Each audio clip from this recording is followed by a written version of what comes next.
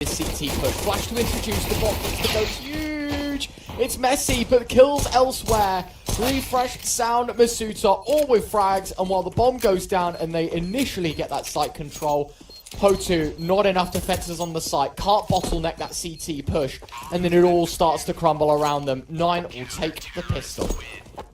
Nicely worked by 9. Refresh, the only one dismissed from the round after that early headshot.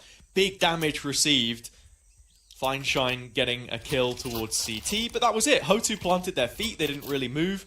Donut control lost, and nowhere that you can really play your post plant from that position. There's not going to be any kind of a force here either. Ants was thinking about a D, he goes for a Tech 9 instead. And that's about the limits of it. And I think it's important to sort of go back to that discussion you were having just before we got to the game here as well, about the quality that some of these players have. Someone like Masuta, for example, I think you have to sort of take it as it is, though. This is someone who hasn't played in Tier 1 for over a year and a half now. Won all of his trophies on Vitality, and since then has been on 2 different international teams and hasn't had anywhere near the same level of success. Yeah, and I think this stems to the fact that maybe the offer coming into this team is knowing that there's a lot of people in that same boat, right? Because the exact same story applies to Refresh and Heroic and Mantu out on Big. And obviously, even then, you look at Rawls, who played a lot of Counter-Strike in the Danish scene, and for Sound, played a lot on Nexus and was one of the more promising individuals. I think everyone's going to be in the same boat, and at least, we're talking about goals and expectations, maybe expecting 9 to have made the RMR or have a deep run, or however you want to put it. You know that next year, these guys are going to be very driven if the contracts last that long. And, I don't know the specifics for 9, but point being, everyone's going to be in the same boat, and everyone is going to be, okay, we're all driven. We all want to get back to that space. So what's stopping us from being a 5, sticking together and trying to do exactly that? Because we know, at least that's what the individuals and sort of the trophies next to names say, they can do it. Certainly can, and they're proving why here in a round like this, up against Pistols. Only Misu left. Second headshot, chance for a bomb plant. Sound's going to have to try and run him down. Misu knows this, trying to take the duel, but it's not on favourable terms. Everyone present on the 9 side. That is a second round on the board. That's going to sting a bit as well, because Mantu was playing passive mid. He was sat in Donut, just jiggling the angle. It was all information-based, right? Like, the moment he gets spotted, the moment he sees a body fall into that gap in middle, they all just try and fall back, play sites. They know there's not a lot of time on the clock, and yet somehow Mizu and his Deagle picks up 2 and kind of stabs 9 in the heart a bit, because a lot of money spent rebuying these lost weapons and getting those rifles out once again, but punches will not be pulled in this series. 9 just rebuy premiums. There's only 1 MP9.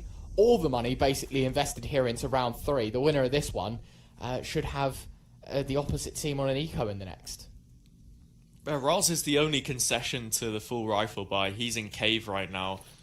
Bomb very much postured towards the A play though, and Mantu's already caught wind of it. Molly landing at the feet. That's going to stop Hotu for at least a little longer, and you can see already they don't want in. This mid control's been so imperative to how they've been manipulating the map right now. A fight towards B has broken out. Rawls left at 4 points of health, but a smoke at Red Room means 9 no. Look, Mantu hasn't had any further contact. Masuta's now grouped up towards Donut. There's 3 of them here. Fine Shine on the big green. Problem is, there's too many bodies. He doesn't particularly know where to look. It's a nice first start, a second shot missed. Just about able to get out of there. Unlucky perhaps not to have found even more. Lampada, hands tied, forced to make a move out of A without the bomb and without his teammates. That has really sold them short. 9 now up in a 4 versus 2. Twice the numbers, and Mantu might just have the read, which completely shuts this one down. Closes the book. Nothing left to be said. The flash has gone around the corner. It was such a strong angle to hold, and Sound backs him up. It's an AWP save round for Fine Shine. He can find the first kill, and I don't think 9 will be giving any more to chase. Yeah, 10 seconds, no time, no opportunity to sneak around under the nose of this defense. And I've got to say, yet again, the protocols from 9 in this round are really nice.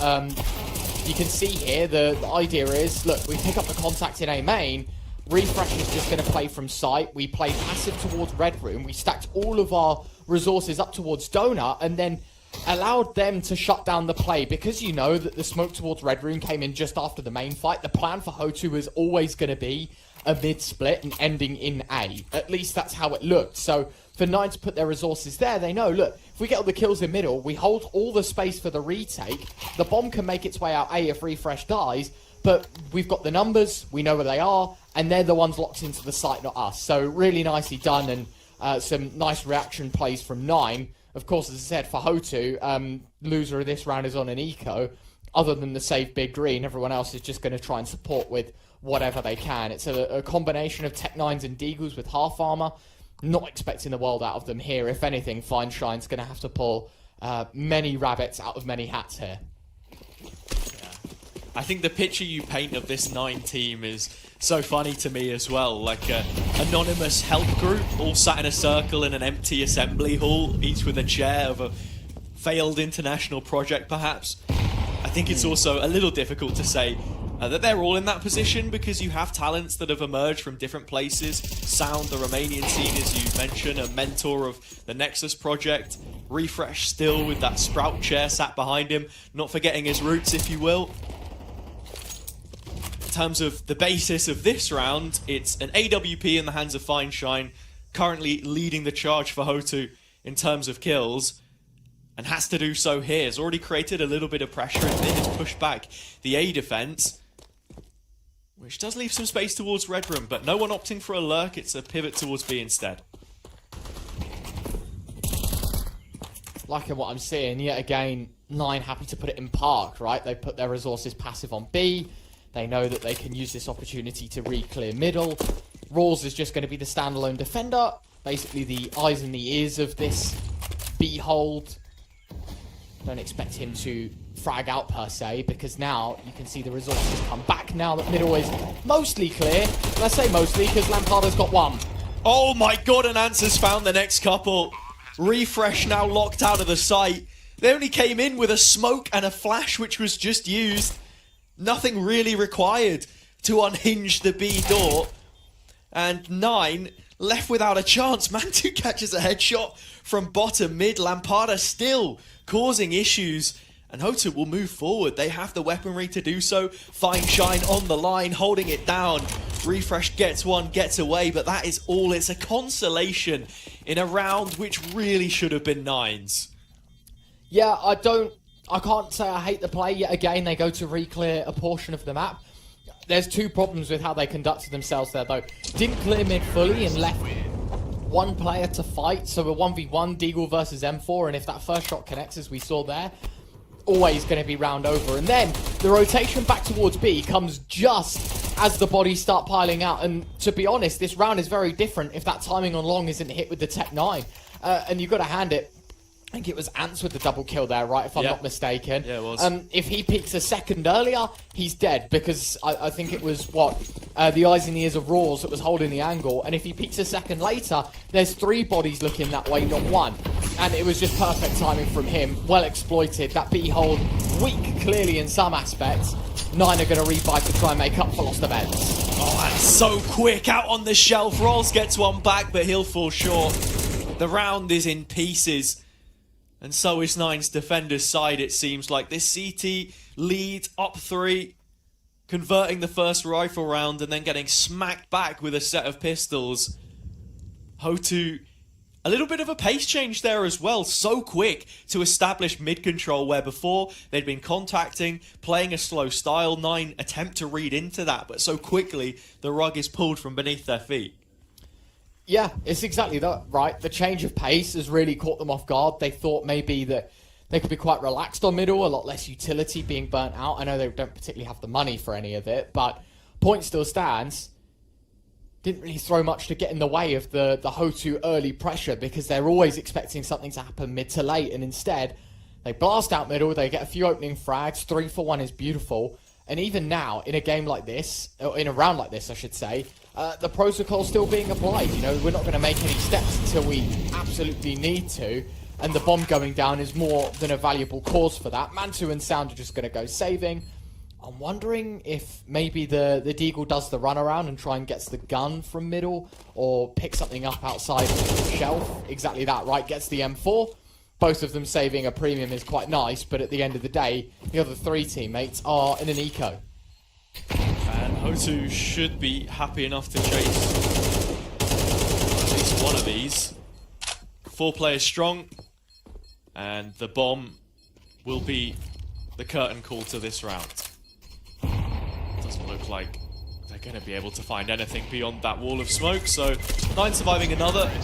Again, 2 players out of action. This time it was a really nice set piece from Hotu in mid. Simple stuff. They take the default control, and 9 have no way to rectify the situation. And now they've completely squeezed 9 bone dry, basically, from a financial standpoint. You can see the Deagle that Sound had in the previous gets dropped across to Refresh, but everyone's going to be on the blandest of ecos.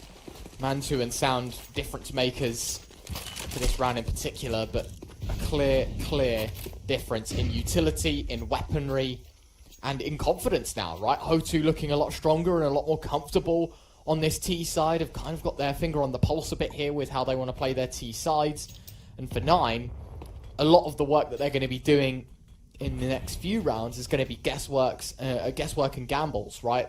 You can see this one, they've targeted a lot of their resources towards A. In the next, you know, there's going to be some sacrifice in utility on 3 loss bonus, well, 2 right now. It's not exactly like you're going to be able to buy Molotov, smoke, HE, flash on every single player and expect everyone to have M4 armor and kit with that as well. So they're definitely going to have some workarounds, unless some damage done here, and unfortunately the AWP is the only damage so far. Roll's gone. But check back in on our rifles on the 9 side, the most important part of how this CT side can function. Sound has just recalled the rotation back towards A. He was part of this B grouping, of which Mantu, the second of those, sits right at the back and has the trade. It's Mizu gone. A 3 versus 3. Sound, again, the first responder, hearing through the walls, the bomb making its way to the site to get planted. It's a retake opportunity. Do9 sees it. A very winnable standpoint. 2 players back through mid. Yeah. Like you highlight, there isn't a kit, but there is a flank coming in. Refresh towards main, perhaps looking to try and wipe the slate clean, see if they can remove something from the opposite side, but Sound going down. It's a difficult trade. Ants offering the peak. Mantu played in. Refresh still crawling his way up round the back. Looking for shots towards Temple, nothing connects. It's just meager. Such a slim chance to try and thread the needle there. Mantu lined up to perhaps still make this a costly one for Hotu, but instead he is lost in the endeavour, and with that the scoreline tied. I'll tell you what really annoyed me the most in this round is the fact that I've noticed that Refresh hasn't peeled the plastic thing off the back of his monitor. You seen that? Yeah, I mean, as I was saying, the chair he sat on isn't exactly brand spanking new. The org doesn't exist anymore, but yeah. Who knows, man? I've seen something with designer bags now. Apparently there's a plastic film, and if you don't peel it off, then it's worth way more, or maybe that's just if you want to resale it. I don't know much about handbags, Ryan. Yeah. But they're getting thrown in middle right now. 9 are here. Good nade damage, and the presence towards middle is strong. You can see Hotu trying to block off this peak, but now that they know that shelf's clear, this has enabled the walk up on ramp for Hotu, and an expected one for Mantu, not so much for Sound. 4v4, Ants out of the round as well. And as the dust settles, you can see the resources very split between the 2 sides, right? Like A and B, bombs out towards B, but you've got 2 people crawling. The timing needs to be good, and it's great, in fact. Really nice from Hotu. Identifying the gap on A after that initial mid presence. 9 having to make a concession. Bomb will be late to this, but is there going to be anything left? I don't think so. Rain's found Mantu's AWP, and it's just Rolls remaining. Has managed to sneak out backside behind the smoke, but this has to be one hell of a play Fine Shine may overlook it, but there are 3 more players waiting in the wings, and Rolls has cut them down to size. Half in number now. The 4 versus 1 is on. And now look, the reposition. He's going to go Temple. But Hotu have got so much to clear in terms of sight. He could have walked donut and sat in the smoke. There's so many opportunities. And the flank is beautiful. Lampada just has no idea. He's still pressed to the wall. It's an easy picking for Rolls. He knows too well. More bullets funneled into the magazine of a new M4. And Mizu has to pull off the clutch. Now the pressure's put on him. And not the Dane on the other side of the server. Through the flames, it was a fake plant. There was nothing behind it at all. And that was all that was required for Hotu to lock in their 4th successive round. But what an effort from Rolls, falling short at the final hurdle. Yeah, and originally I thought it was going to be a genius move and he was just going to take a single tick to the molly. I thought his plan was to take a tick and try and pull him off the plant and then just let the clock wind down. And yeah, you're right, he takes 60 damage running through it. No chance to get it because he has to drop down to even take the fight in the first place. And to be honest with you, I know it was only a 1v4, but I feel like that was a gift to Hotu, that final fight. Rules look confident, on point. Yeah. Running through that molly. An oversight maybe, and it's cost them the lead. It's Hotu that now take the reins. In isolation, the 1v1. Rolls cracks under the pressure, and 9 seem to be a little bit right now shaken by Hotu's reappearance in this map. A shock eco into successive rifle rounds. Masuta creeping closer, spots Fine Shine, another missed shot, smoke will drop, and Hotu will not disrespect it, not until the utility of their own can be slung out from the belt. Sight taken, open spawn area, long distance. The only weapon that they can really have a chance at coming back with would be this M4, but that is soon to disengage, and it's another one which will slip the net. Hotu up to 5, and integrally there is little to no wiggle room left in this half for 9 to win. Maybe playing more for the 6-6. We know that CT sides can be quite difficult at times. I think 9 are starting to realise that as well. I've got to say, a lot of power being applied towards the A side of the map for Hotu, right? Like, you think of the last, 4 rounds now? I think they've ended B once, or at least tried to, and it's ended up being an A play anyway. Yeah. It's evident that they are enjoying the A site a lot more. Mizu going down to the bomb. It's all the same to them. They still walk away with this round with most of their weapons, a lot of money, and 9 still feeling very restricted in terms of the weapons that they can bring in. Sound still opting to keep the MP9. We're seeing Mantu bring out the big green, the M4s across the board, but a lot of half armor to go with it to sacrifice the head Kevlar for the extra pieces of util. Yeah, missing pieces. Smart from Mizu at the end there as well to just plop himself right on top of the bomb detonation to make sure that AK wasn't going to go flying off in any weird direction. A util coming out. Smoke towards Donut, CT side. Mantu on the boost, no opening pick this time. Only refresh there. How many times has a sole 9 player been isolated towards the A side and failed to deliver? Come up with the goods, see if there's anything they can do, and right now, all it is for refresh is putting a smoke in between him and these 2T players and just trying to bridge that gap a little bit. The bomb's still elsewhere. This is a fake for all intents and purposes, but the penny has not dropped for 9 just yet, and that's going to leave B open. The flash has gone over, but no one's reacted. 9 have just full set it towards A. Wait, now they're rotating away and they would have heard it. Oh no. This is CS Spaghetti. The round is all over the place. It's turned into a deathmatch, everyone, if you're just tuning in. A fly on the wall of Temple. Soon be in for a fight. Sound, Rain, ducking, diving. Both on a similar angle. Mizu finally coming up with that B pick eventually, but all of 9 are accounted for on the A site, and it's Lampada who's found the majority of them. A 6th now for Hotu. I can't believe that round transpired the way it did. Like, if you had to write this round down on a piece of paper to explain it to someone, like, I think you'd struggle. Hotu try and sell an A play and then end up winding up on A because the site was clear itself. You mentioned that Refresh was left in isolation. 9 weren't exactly quick to rotate, and Hotu realised, well, maybe the gap is just to go towards A and exploit that side of the map once again. If they'd have went B when they threw the flash, the site was clear, they had no one in spawn, the rotates were miles away. It would have been a free round for them if they had ended up on B, but instead, the gamble stack not able to pay off the way that they expected. Mantu on the AWP once more has positioned himself towards A instead of B, but plenty of bodies in front of him. The boost over the top, he's not going to see this until it's too late. That is brilliant. Assembling a shelf of players towards main, and that's the AWP cut out from this round completely.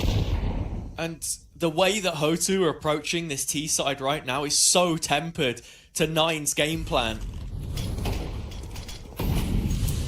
What they're cooking up right now feels like they're sandwiched right in the midst of 9's grey matter. They know exactly what's going on. The first introduction of an AWP towards the A site, the counter boost to open it up.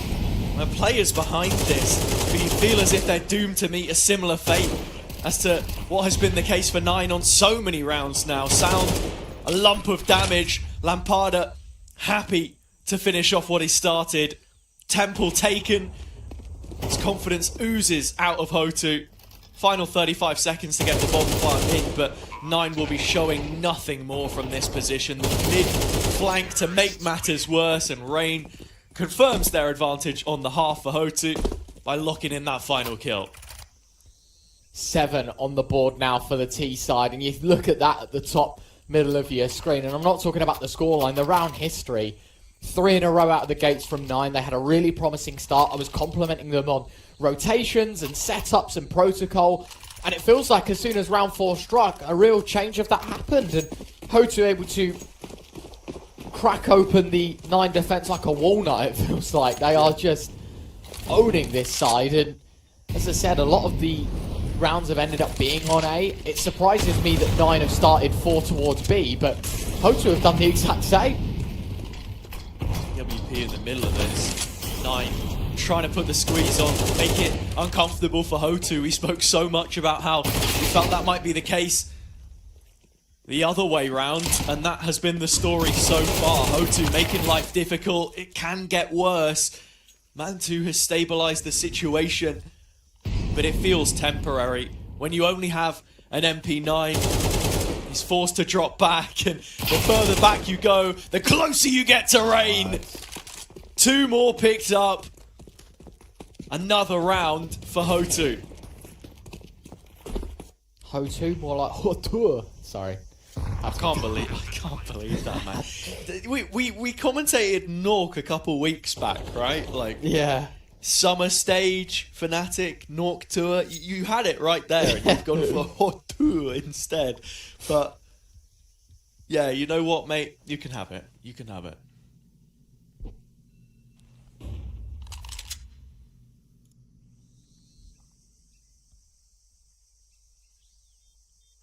Eight on the board for the T side. It is scary how one-sided this half is, and if you expected anything after watching the snippet of the pistol and the follow-up couple of rounds, you'd expected 9 to be walking all over this Hotu side. Instead, it's quite the inverse.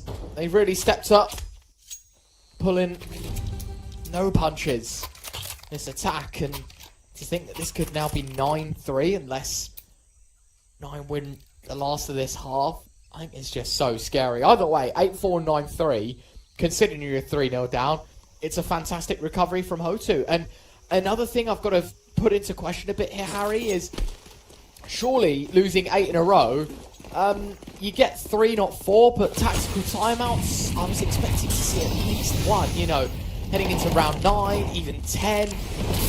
We're in round 12 and not a single 30-second breather has been offered. And no. It feels like it's the exact same round over and over again. It's a pacey B play instead.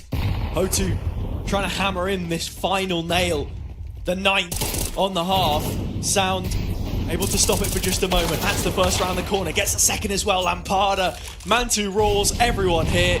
9 have arrived, but it may be a little too late.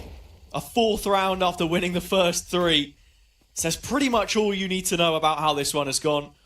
Hotu juggling aggression and tempo exactly as they needed, whereas 9 have looked a little more toothless. This kind of a push has been a rarity from them since that eco round loss.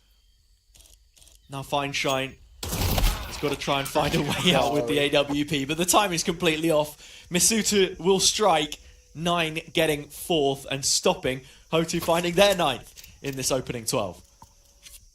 Yeah, I don't even know what to call that round. A Consolation, I guess, is the best bet. I know I was talking about tactical timeouts, and it's just ironic that when I mention it, they actually win a round, but I think the point still stands. You know, I think if you take a bit more of a breather, you give a bit more open air to discuss how Hotu managed to pick up those 8 rounds, maybe there's less of them next to their name at the end of the half. I don't want to, you know, go bringing hypotheticals in and making predictions off of something that doesn't exist. It's Counter-Strike at the end of the day, but I don't know, I think maybe the half could have been sculpted a bit differently. Sound, that's a smart decoy, throws it as if it's a flashbang. Lampada catches said flashbang out towards B, however, yet he's the man with the kill. Sound is able to find his way into cover, and now the B site exi coming in. I thought it was autumn, not Easter. Why is this guy bouncing around in spawn? I mean, more than anything, Sound was trying to buy a little bit of time and space for the rest of his team, a distraction, but it's left him completely ostracized. So Hotu walk in, defuse the bomb, and with that comes round number 9 on the CT side, no less. Look, it was a strong start for 9. They found the first 3 rounds, but they didn't already have 8 behind them, and I think that's the difference here.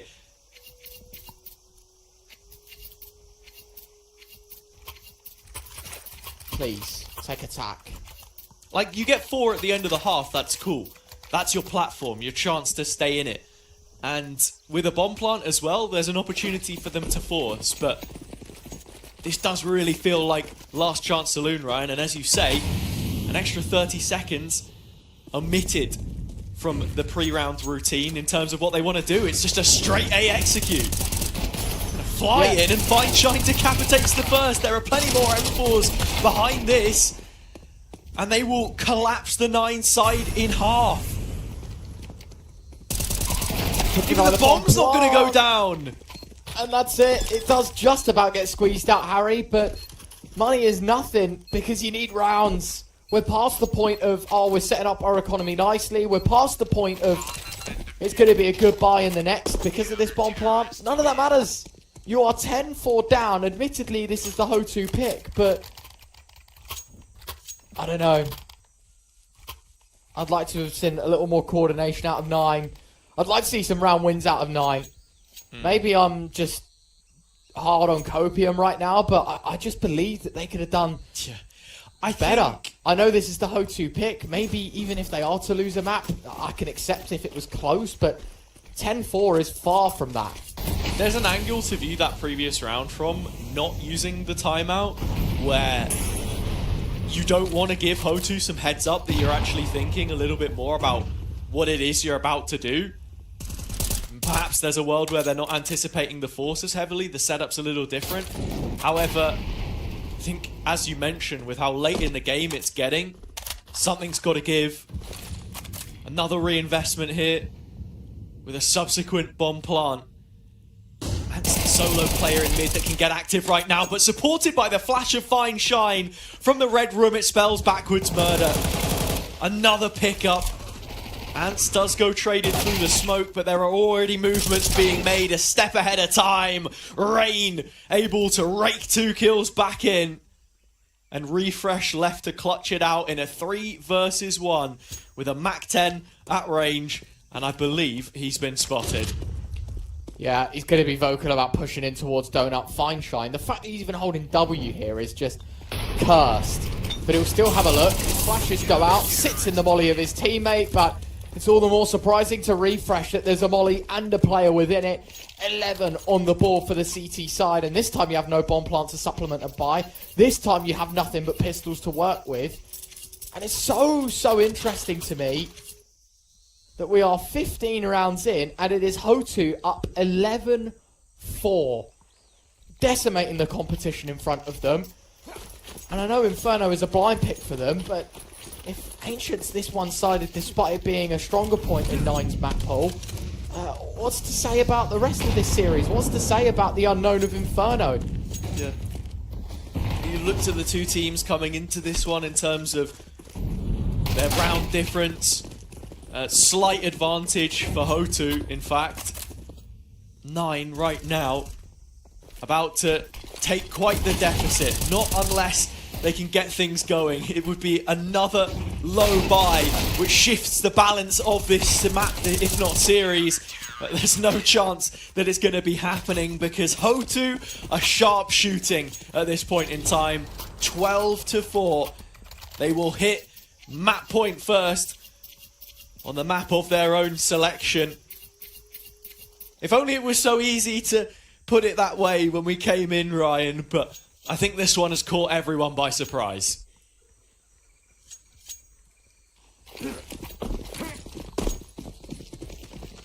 Definitely caught me off at least.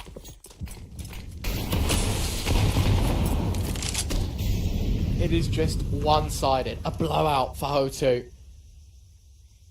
Yet again, you know, I think we saw this from Hotu on their T side, just very respectful a lot of the time with the early utility being deployed. Oh.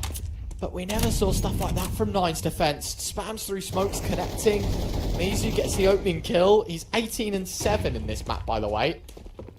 I tell you what, this is just going to get worse for 9 now because Hotu, the insert to A main, proactive at the start of the round, the thesis, the game plan, the notion of what it is and how they want to play this map, centering around control of that left-hand side and constricting 9 down to the final 2 players. Sound and Mantu sat on the other side of this double door, with Ants holding the angle, but the peek in not quite placed as well as they would have liked. Sound cleaning the head off, clearing the space, and forcing Fine Shine to play a little deeper while he waits for Lampada to arrive.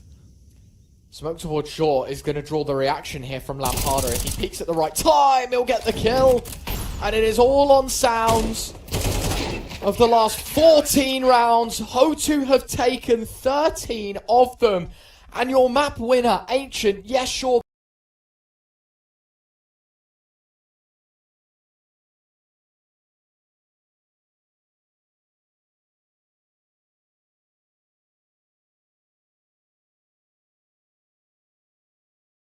Out of 3 to kick things off. We felt like this could be decimation for the former Polish outfit, but gone international up against this CIS squad, they've been put to the test. And coming into Inferno with it being in our knowledge that that's perhaps more of a punish pick, not something that we see too often from 9, but still a place that they're competent. I can't help but feel a little bit concerned on their behalf right now when you look at how quickly Hotu have risen to the occasion in this game. Yeah, and I think the double-edged sword, as you said, is the fact that you go from a map that 9 have looked very confident on and an outfit that they're happy to wear in BO3s an awful lot, to a map that we see the same on, but it's even more of an unknown for Hotu, right? At least Ancient, we saw that there is an awful lot of evidence to prove that they are a good team on Ancient, but we have no evidence for anything on Inferno. This is the first time they're playing it as a team. This is the first time they're going to be shooting their guns and calling the shots on Inferno. The real question is, after seeing Ancient, does that sway you to believe that Hotu's Inferno could be another strength within their veto? I don't know. That's what we're here to find out. Only a couple of reps for Hotu on Inferno, but they're only going to need 1 win if they want to take themselves to the next stage of Swiss. We'll be right back for that one after the break.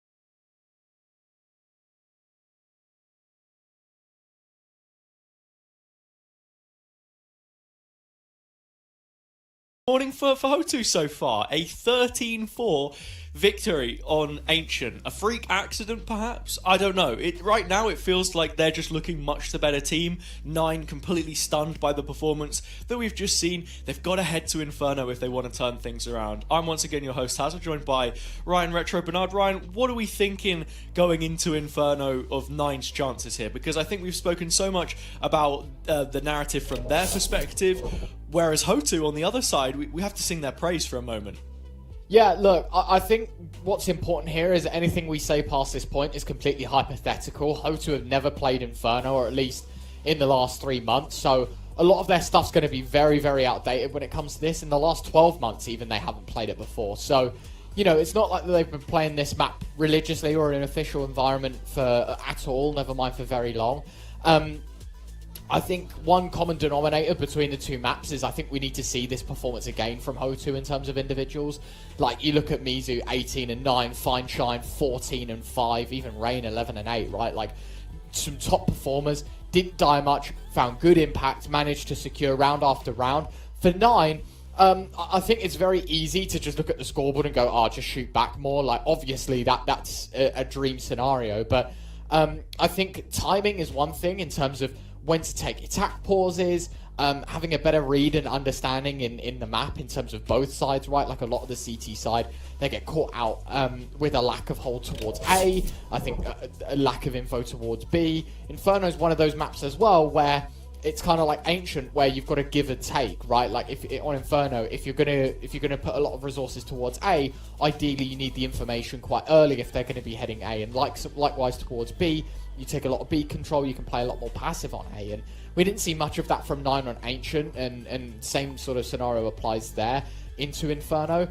But I will say for Hotu, they get to sit down and watch 12 maps if they want to, with 9 winning and losing on Inferno. For 9, there's no anti-strat. There's no history that they can go off in terms of, okay, how good are this team on Inferno? Maybe they've played them in scrims on Inferno, you know, maybe they've practiced against them, but you can't exactly sit here and say that just because you beat them once in a scrim doesn't mean the exact same thing translate into an official, because a lot of work can be done refining the anti-strat part. Hotu, yes, we're coming into this blind, but I think they're going to have a good understanding of how 9 play. The question is their game plan going to be as solid as what 9 have put out 12 times over?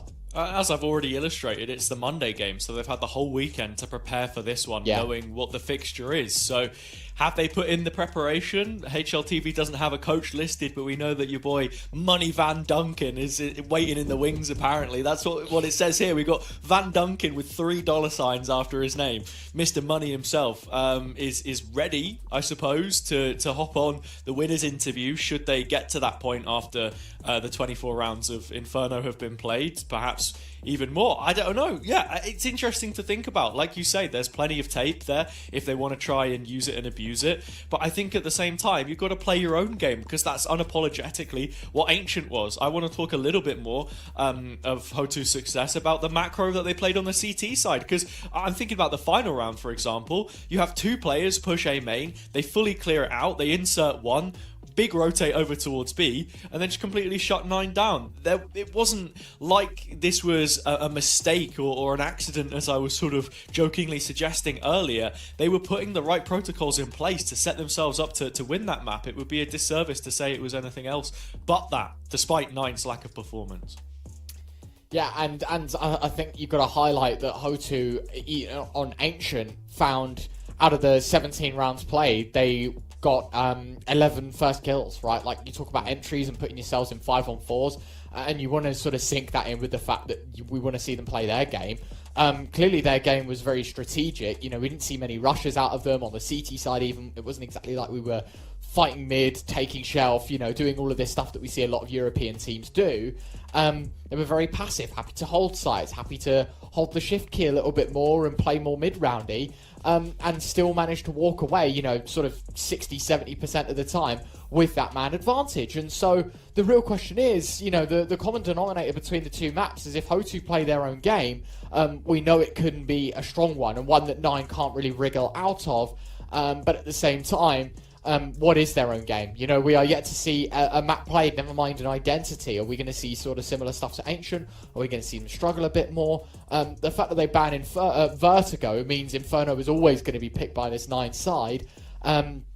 But I think the overarching question to all of this is, have they walked into the mousetrap that I was talking about in the pre-show, or are 9 going to look much more confident? And now that they're down a map, and you know, it's not exactly like losing this game is going to put you out of the tournament, I think that 9 are going to play a little more recklessly. And not to say that that's a bad thing, Harry, because I think a lot of the time people will just think, oh, that's running it in, you know, not really caring. The one thing that 9 are going to have is the experience, the firepower, and all of these things sort of add up to be this nice little snowball of being able to be a little more reckless and, you know, taking fights and feeling a lot more confident in yourself and your ability. And obviously in terms of scoreline, yeah, Hotu played better individually in that first map as well, but I just mean overall, you know, you've got 3, 4, 5 trophies under your name at tier 1 at LANs and stuff.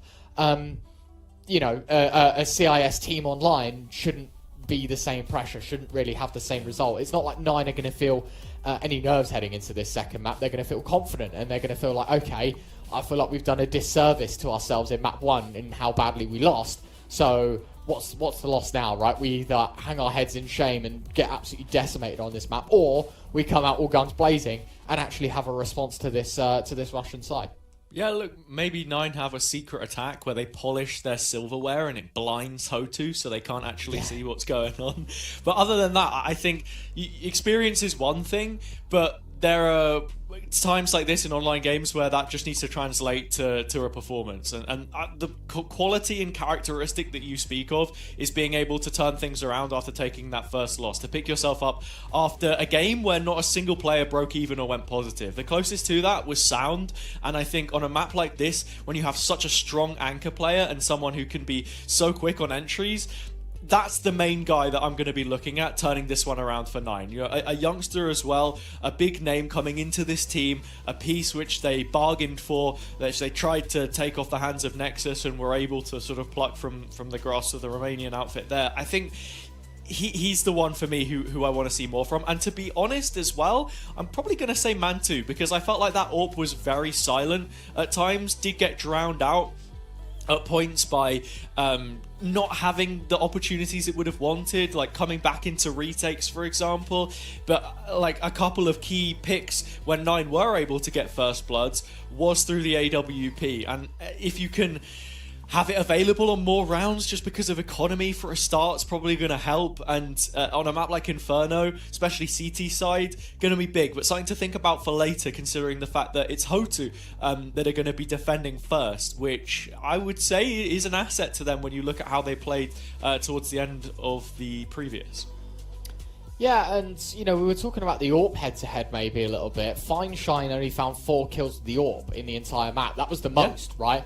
Yeah. And the fact that you've got Mantu, who I think has built his career off of being a very solid and sound AWPer, you'd probably expect maybe for him to have won that head-to-head. And albeit the AWP didn't get brought out an awful much from Mantu's side, and I think Ancient's one of those maps that, especially in the mid to late round, you can struggle a lot with in terms of how to use and where to use it well. I just think, you know, on a map like Inferno maybe, where the AWP is a lot stronger and you can get away with holding a lot more, this is his time to step up. And I guess the other 2 names that we haven't really mentioned in this is Refresh and Masuta, who went 6 and 11 and 7 and 14 respectively, both nearly double neg. And again, like we already, I say picked on, but you know what I mean? We sort of already discussed the fact that we're expecting more from Sound maybe, who is an ill-experienced individual on a very strong side, and Mantu, who has shown what he's capable of in previous teams. I think the exact same sort of outfit can be applied from Mantu to Refresh and Masuta, and it's like, well, you've got 2 players there that are very capable, very strong, have proven themselves at the top level of Counter-Strike in terms of trophies and lands and things like that. You know, with the cabinet not being empty at a tier 1 level, as I said, the whole point of this is if you can do it against, you know, your phases and your vitalities and whoever else of the world, right? Surely Hotu is just, you know, a drop in the pond when it comes to the bigger picture. So yeah, outclassed in terms of teamwork, and the question is, how good is Hotu's teamwork going to be heading into this map? Sorry we're blabbling on as well. We are just waiting to get into game. Clearly some people needed to eat some breakfast, go out for some air. I know I would be after losing that badly in map 1, but yeah, I don't know. We'll see. Hopefully game time soon. You talk about Hotu here as well, though. I reckon for them, it might even be... It's probably past midday at this point, right? Because of the size of EMEA in the continent, right? Like, yeah, be like 3-4 hours ahead, perhaps. So, yeah, who knows? I think, look, we're just waiting to get into this one now. Bottom line for me, 9 needing to turn things around, seemingly. I know if Hotu haven't logged back into the server, then always there's a chance they can sit in spawn and play aim lab with the heads just preparing to get themselves ready to go. So keeping themselves warm between games, I think, is really important. Basic preparation.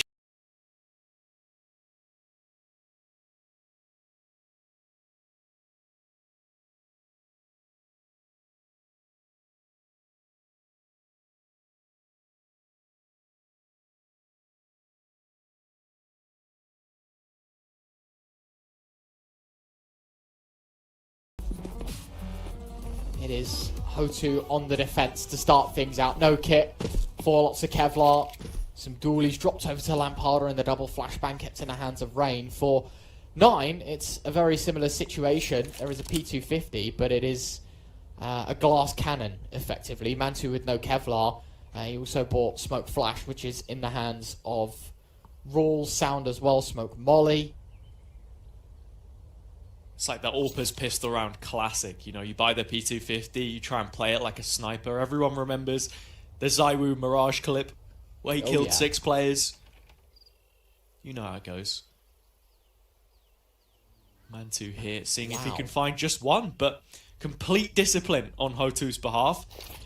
Rain is waiting Speedway for the rotate, and that should be in any moment, because Lampada, while he may not be hearing the steps, he hears the smokes. Time to take the peek, and the Berettas will find Refresh. Still up on the balcony, support from Pick gone as Sound wipes the floor.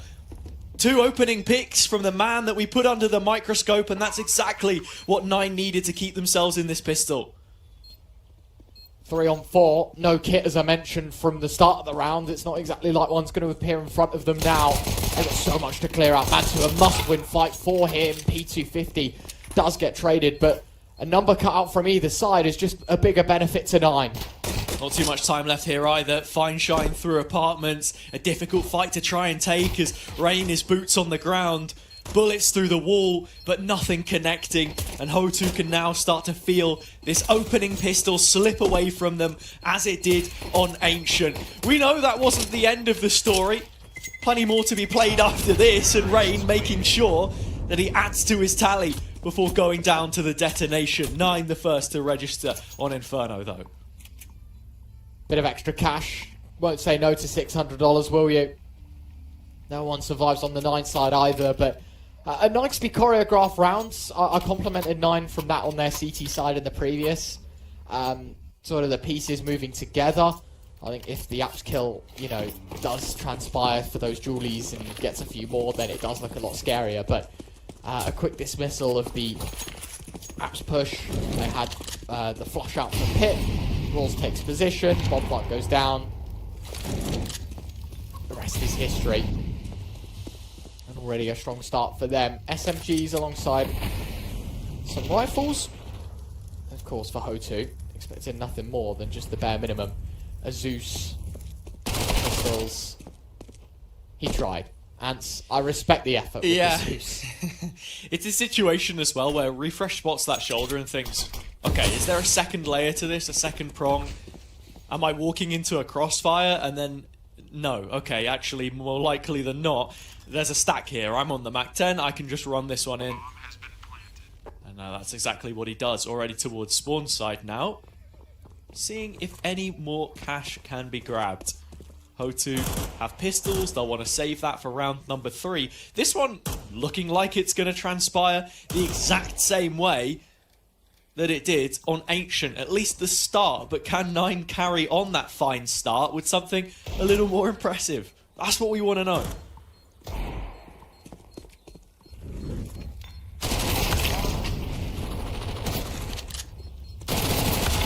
Well, some extra money to be made, I guess. The hunt towards B. A rewarding one, only refresh falls. And it's only a Mac 10 that's lost at the end of all of that. So, minimal amounts of cash lost in the 9 pockets there. And the most put out in terms of Mac 10s and Galil's finding kills. 2 for 2. Hotu now on the buy. As you can see, there is a fair bit of util on a couple of these players, but one having to take a MP9. Mizu on the SMG in this round. It's not the prettiest picture, but sort of matching what 9 are putting out in this one. In fact, just ahead in terms of weaponry. Yeah, it's only Rain on B though, and I don't think he'll have been dropped a smoke, so this one A1S put under some serious scrutiny. That's if 9 want to take the space. They're blocked out from behind a smoke for now, but HE dropped towards top banana. Sandbags and car cleared. There are 4 players here, and Refresh playing the default lurk. Just bookmarking apartments in case it's needed later down the line, but all the signs right now pointing towards this being a committal.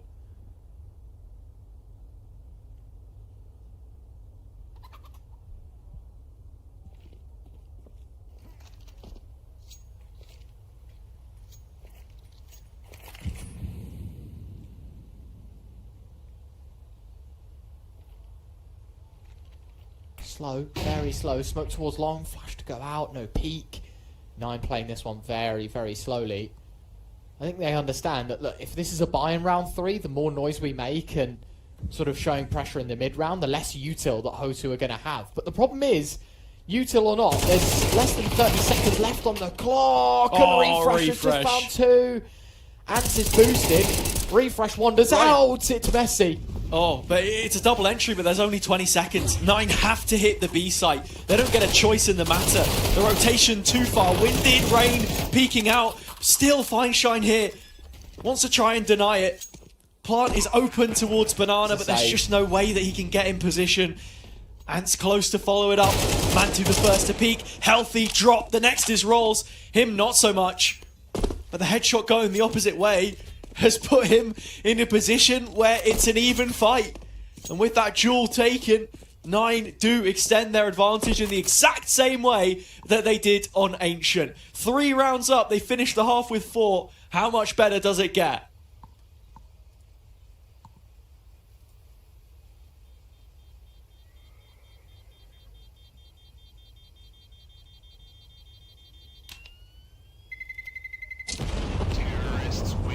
Very well played. 3 for 3. 9 on the attack. Refresh throwing all the spanners in the works. And I think him finding 2 kills is what wins them that round. It sort of forces the hand of the CT side. We either think that they're going to go running up B. You even saw that the CT player, I think it was Fine Shine, had to back away because he was concerned that they'd end up on A. And maybe, just maybe, his quick rotation could have caught the bomb in transition. That's why there was only 1 player on site and the other one locked out from him.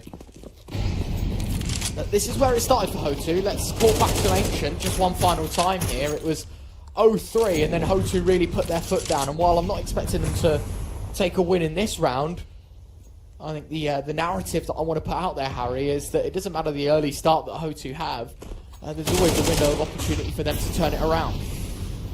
That's exactly it. This round might not be it.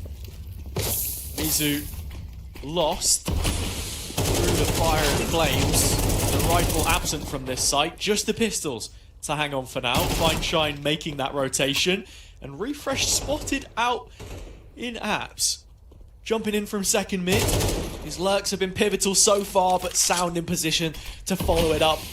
Rattles off a couple more shots. And I think there may be contact in the smoke here. Fine Shine was thinking about it, but for now he waits. And until at least another 10 or less seconds pass, we're not going to know the outcome of this one. But hung out to dry, left solo. As soon as it dissipates, he's dead meat. Only Lampada left. AK on spot, 3 players that he's got to beat. This would be one hell of a highlight to get Hotu back into this. John to the pistol, sound is low, and Lampada has won it out for Hotu. Maybe I do just call it back completely to Ancient Harry. I even said I don't expect them to win this round, but Lampada finding 4, I mean, that's what put a stop to the 9 runs so far here on Inferno. And I think it's concerning, the fact that he's able to kill 4 and all of these fights pretty much isolated. Yeah. No immediate trade, no potential to rat him out of the back of sight. It's the first one on the pistol into apartments, snags the weapon from Refresh, where he'd been so disciplined before, caught sleeping. And it spirals out of control. Just the 1 round though. Not the map or series just yet. 9. Not exactly comfortable. The boat is starting to rock as the waves swell underneath them. AWP in the hands of Fineshine. Mantu as well to match it. A duel which we are yet to see all that much of.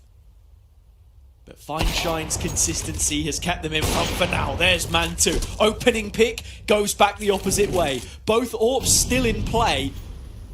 Both teams down by a man.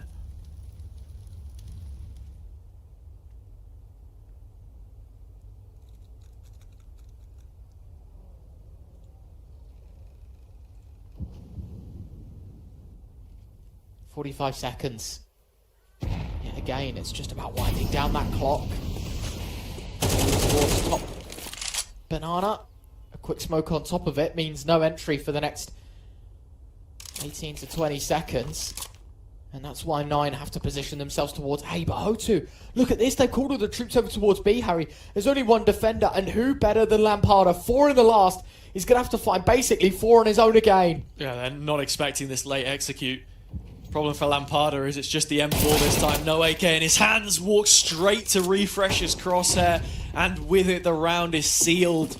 9 can get the bomb plant in. And Hotu's decision is one that they are left to stew in, because these 3 players are nowhere near to the situation. And just to look back at the start of the round, either AWP trying to take control of it, peek from each side of brackets, but just that one rotation made, that macro error, the gamble from Hotu, which means that they will have money in the next, just they won't be picking up the round here.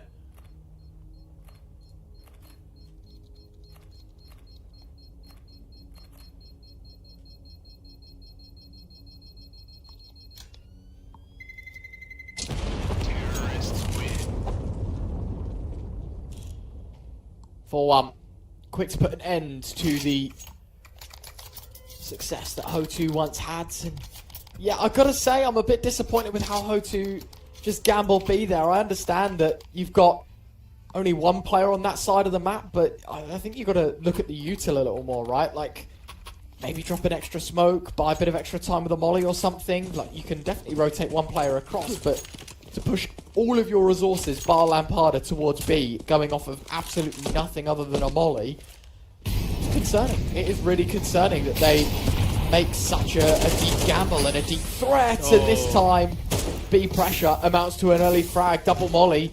Mizu caught out in the corner. Now's your time to pull the player across, and Fineshine will be making his way around. It's the AWP out though, and if CT gets smoked, he will be rendered useless. This is what 9 are all about. 3 or 4 different players that have been able to consistently open. Rolls this time, plying his trade, down banana. And Hotu left head scratching in terms of how they've divided the numbers. Their best bet is on this A play. So 9 walking into the biggest trap that they possibly could. First molly comes out. Lampada is boosted up behind. What exactly can they do? Rain isolated towards long. Lampada does get the first of those kills over the top of the smoke. Second for Lampada, but he's all on his own now. It's going to need to be another 4K. The quad is a requirement to stop 9 from getting their 5th. The nade is perfect. The headshot landed right on top, and it's down to the AWP. Into the Glock, nails the shot. 1 versus 1 and time to plant. Doesn't want it. It's just already so far ahead of the curve. Wow. Fineshine rotating in, and it's the AWP head-to-head that we spoke so much about. Holding his nerve for a little longer, but it gets to a point where you just have to play the objective. There'll be a plant in safety, but this is going to allow Fineshine to walk up. Mantu, I mean, he half expected a short push, and he'll scope back in. It is quite literally who can press mouse 1 quicker. Fineshine knows it. There's a player here, and it's Mantu. Another situation that we have seen in this game. A 3 or 4 versus 1 attempt almost, as again Lamparter is left alone on site after fighting diligently with the rest of his team. But it's 9 that recover from this situation through Mantu instead. A 2 versus 1 for him means that the scoreline stays in favour of them and moves up by yet another 5-1.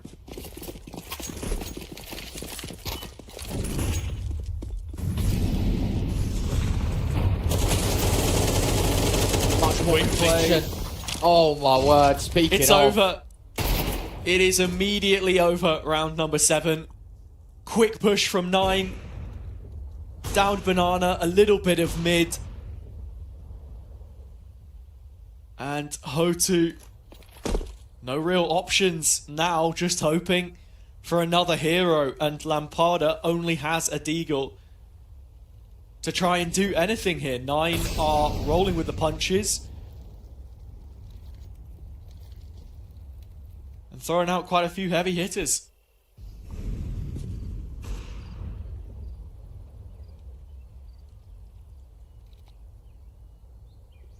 Bomb has been planted. Very different scenario now that we've been put in. We knew that it was always going to be a gamble for Inferno, and maybe Ancient was just a layup in terms of taking us to a 3rd map, but this 2nd is looking very different. 9 playing with a lot more conviction and power. I don't know what Sound is trying there as he moves through the smoke, but each to their own. Lamparter looking to save.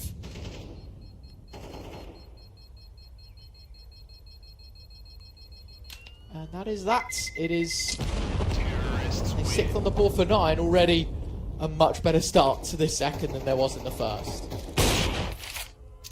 Something that you criticised 9 of a lot in the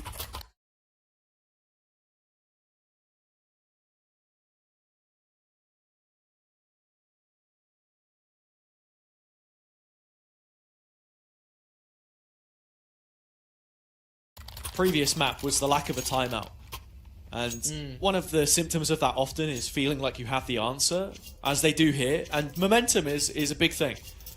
Hotu, of a similar ilk, haven't really taken a moment's break to just pause and figure out what it is that they need to rectify this CT side. And right now it's kind of hard to pick out on one specific thing, because 9 have kept themselves so flexible, and in terms of these executes, Top Banana's been a happy hunting ground. Rain's gone up in smoke. It's only Mizu here, and 1 just isn't good enough in that kind of position. Refresh another on the jump, and should be dead, but he can just about get over the hump and find 1 back. Is it enough to keep Fineshine in contention?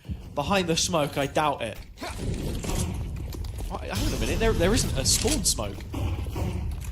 No, it's a deep coffin. This gives him a serious chance. Oh no. Missed shot though. Now the smoke goes up. Hold from behind being Null Harry.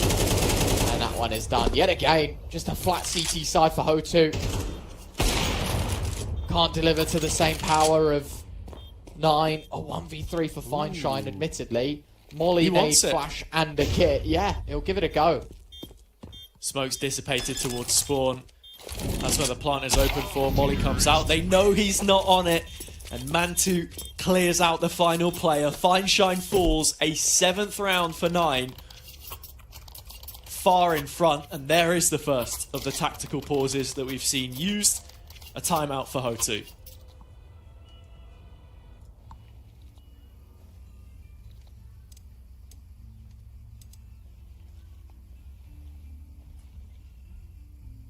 (7-1). Hotu at least know where the tactical pause button is.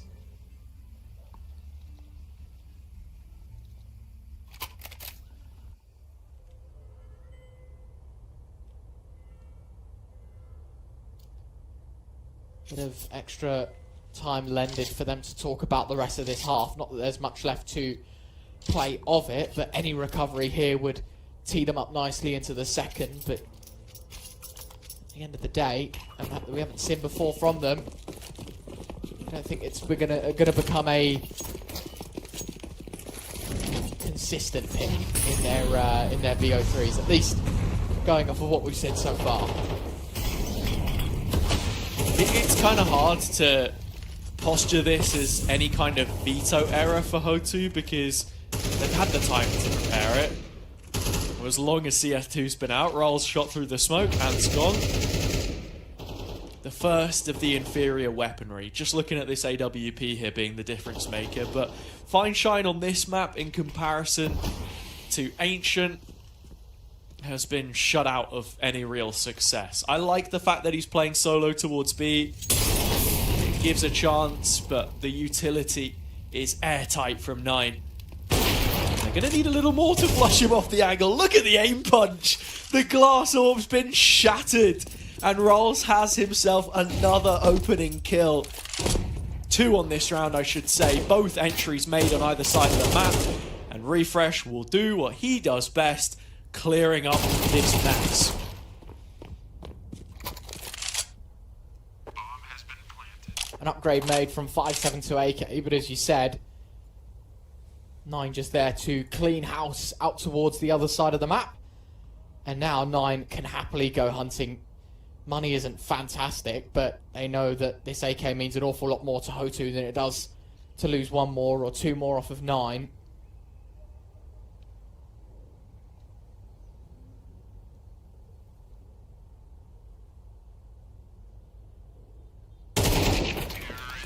Oh, and Sound was even looking to go for the knife, but turns around as Mizu gets shot in the head.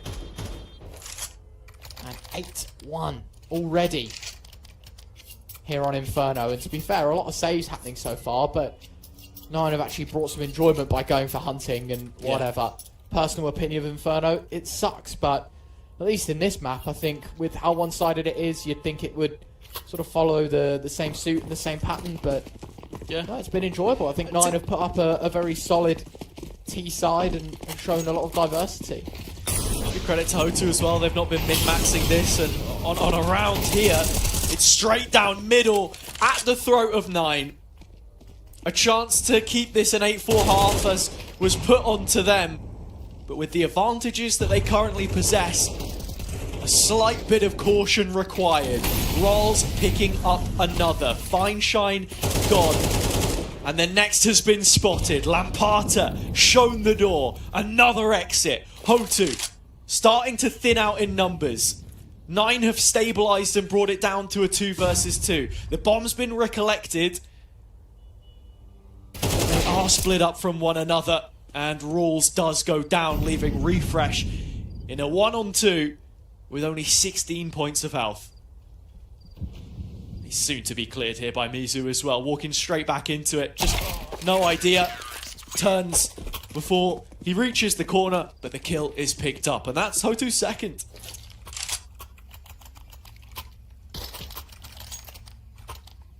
Decent round, a bit of pace injected from the CT side, and they deliver.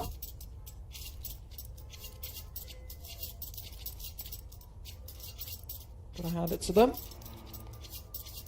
Nicely done, but it's one standalone round. It's not like you can rush every round and expect the same result. See what they've got in the locker to try and make it that 8-4, as he said. It's what they push forward to 9 on Ancient. The least they can do is win 4 and give themselves half a chance in the second half. Let's see, only a handful left here, 2 in the first half, and it could be not much much more than that in this series, depending on how they conduct themselves here. Sound boost. Here's Ant. He takes the damage and Lampada falls back as well. This is all information for 9. Fine Shine hung out to dry. Playing brackets solo, so exposed. Lampada will wrap back around Apps, and Hotu do get a couple of kills, but in the meantime, Masuta's opened up the B pathway. Bomb coming in to get planted. Hotu will attempt the retake. They've got a fast flank in the form of Lampada, but the CT players need to survive, and already in through the churchyard. The church is in session, and Hotu have been brought down to their knees at the altar yet again. Ants has the kit, and one more flash on the other side of this smoke. But Mantu holds it with an AWP, and Rolls is in an elevated position to convert as well. It's just too simple in the end. A 9th for 9.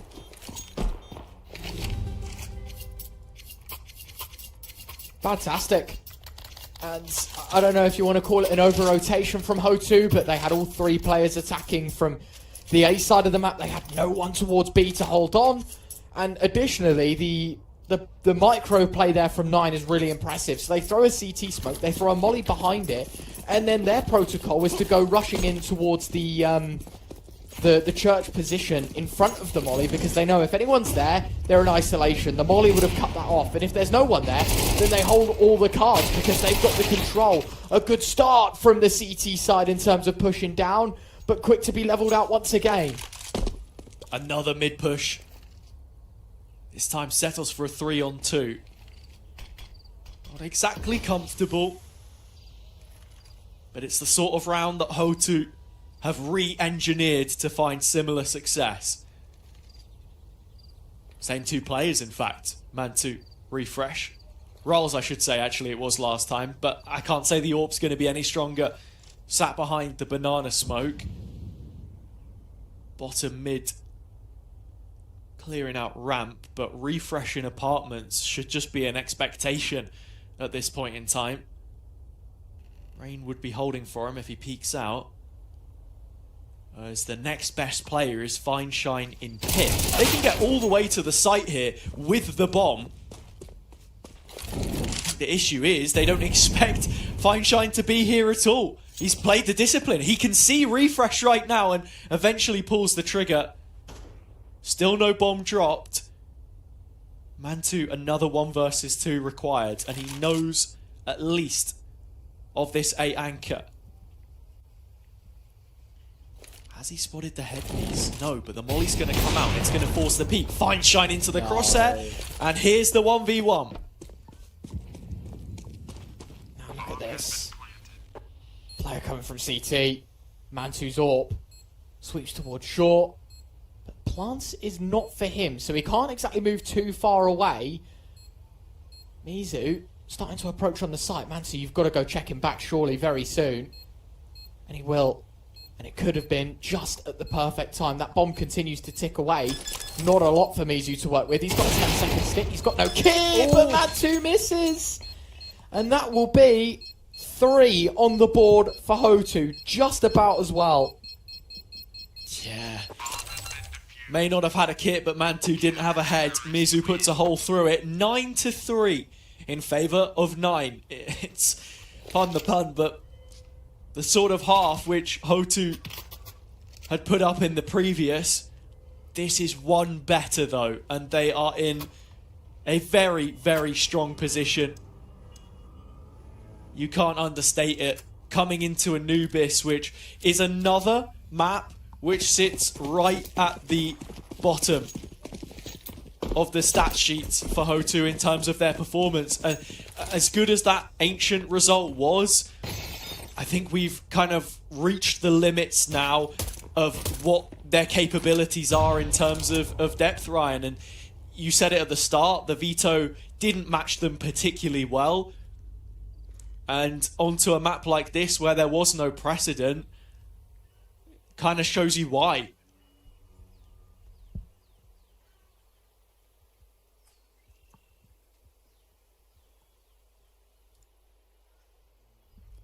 This one stings. If 9 win it out, then it's going to be a tricky one to even think about getting back into.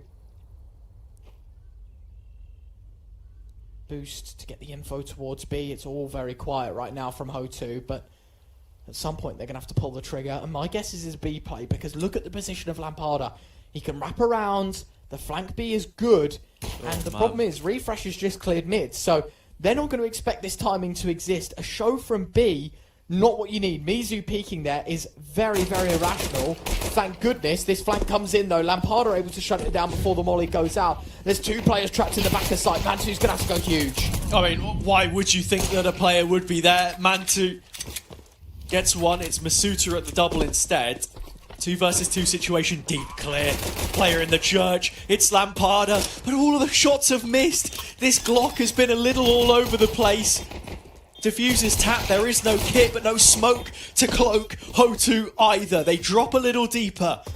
Sound has to go chasing if he wants to win this clutch. It's got to be everything laid on the line, but his body drops to the canvas instead. Lamparda doing just about enough to win the pistol round for Hotu and keep them in this map.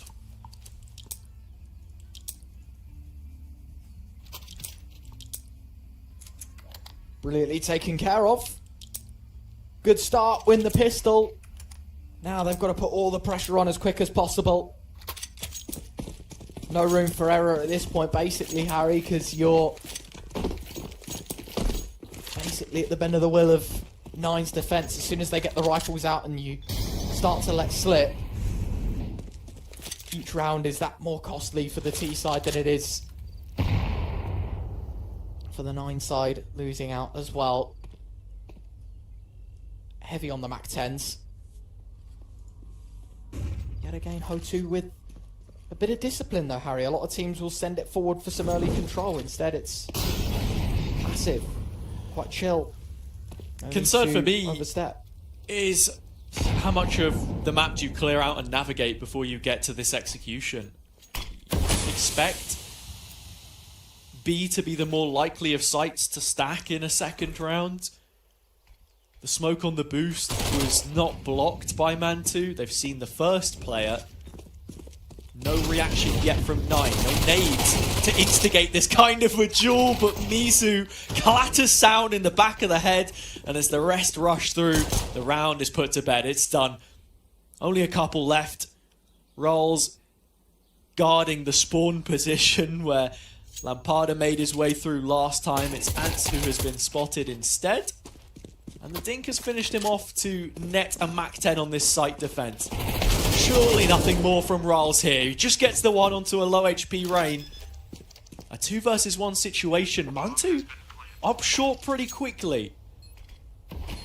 9 is still hanging in here, but they really shouldn't be. Yeah. I mean, even if Mantu goes down here, 3 kills on the eco, fantastic. So much damage done. That's an AK, 2 Mac 10s just stripped straight from their pockets. Seemed aware of the peak, knew where Fine Shine stood, but couldn't account for both. Lamparda will claim the round for Hotu. Scrappy, like you said, plenty of losses that will be taken there. I'm looking at a few players who will be purchasing Galils most likely. It's actually none of them. It's just Mizu on the Mac 10. They've managed to get an AK out of everyone here. Kevlar helmet and the utility. So, yeah, I could probably do a little more mental arithmetic. But it's a decent buy, actually, in the end. Stronger than what 9 will be able to put up regardless.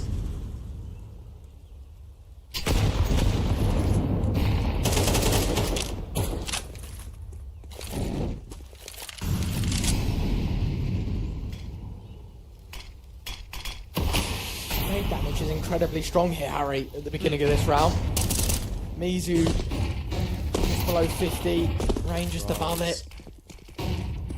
Yeah, something to quickly complement 9-4 in this round. I really like the use of the phase smoke, the mid smoke there at the start, because Hotu didn't really condition the aggression that they brought out only towards the latter end of the half, but I feel like that kind of utility on their CT side could have been so beneficial to slowing down the pace a little bit. We've got into the final minute here, and there's still no opening pick for Hotu. Now, if you contrast that to the 12 rounds that we've just seen, so different. Look at the space here for Ants. Yet again, the gap towards long exploited.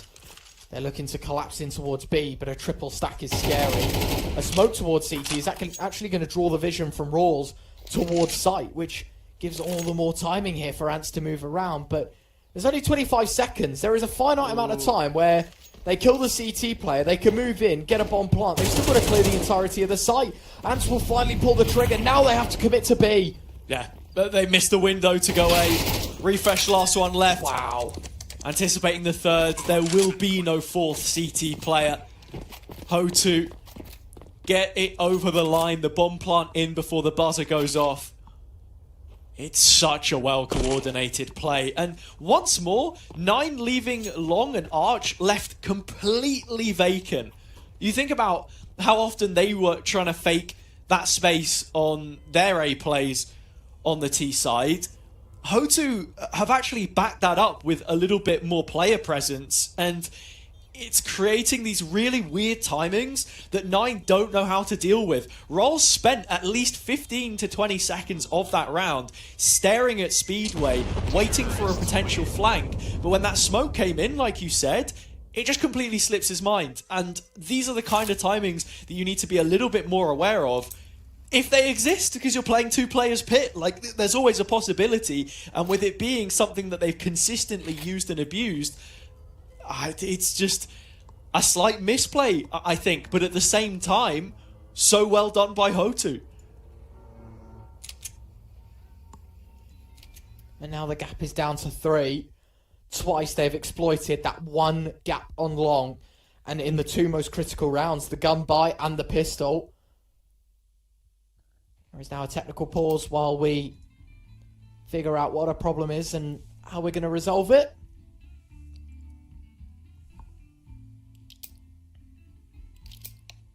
It's scary that we're in this position. To think this was 9-3. Felt like map 3 was imminent, Harry. Instead, we are teetering on the edge of maybe another close second map, or maybe not even going to see a third. That's how close this is getting.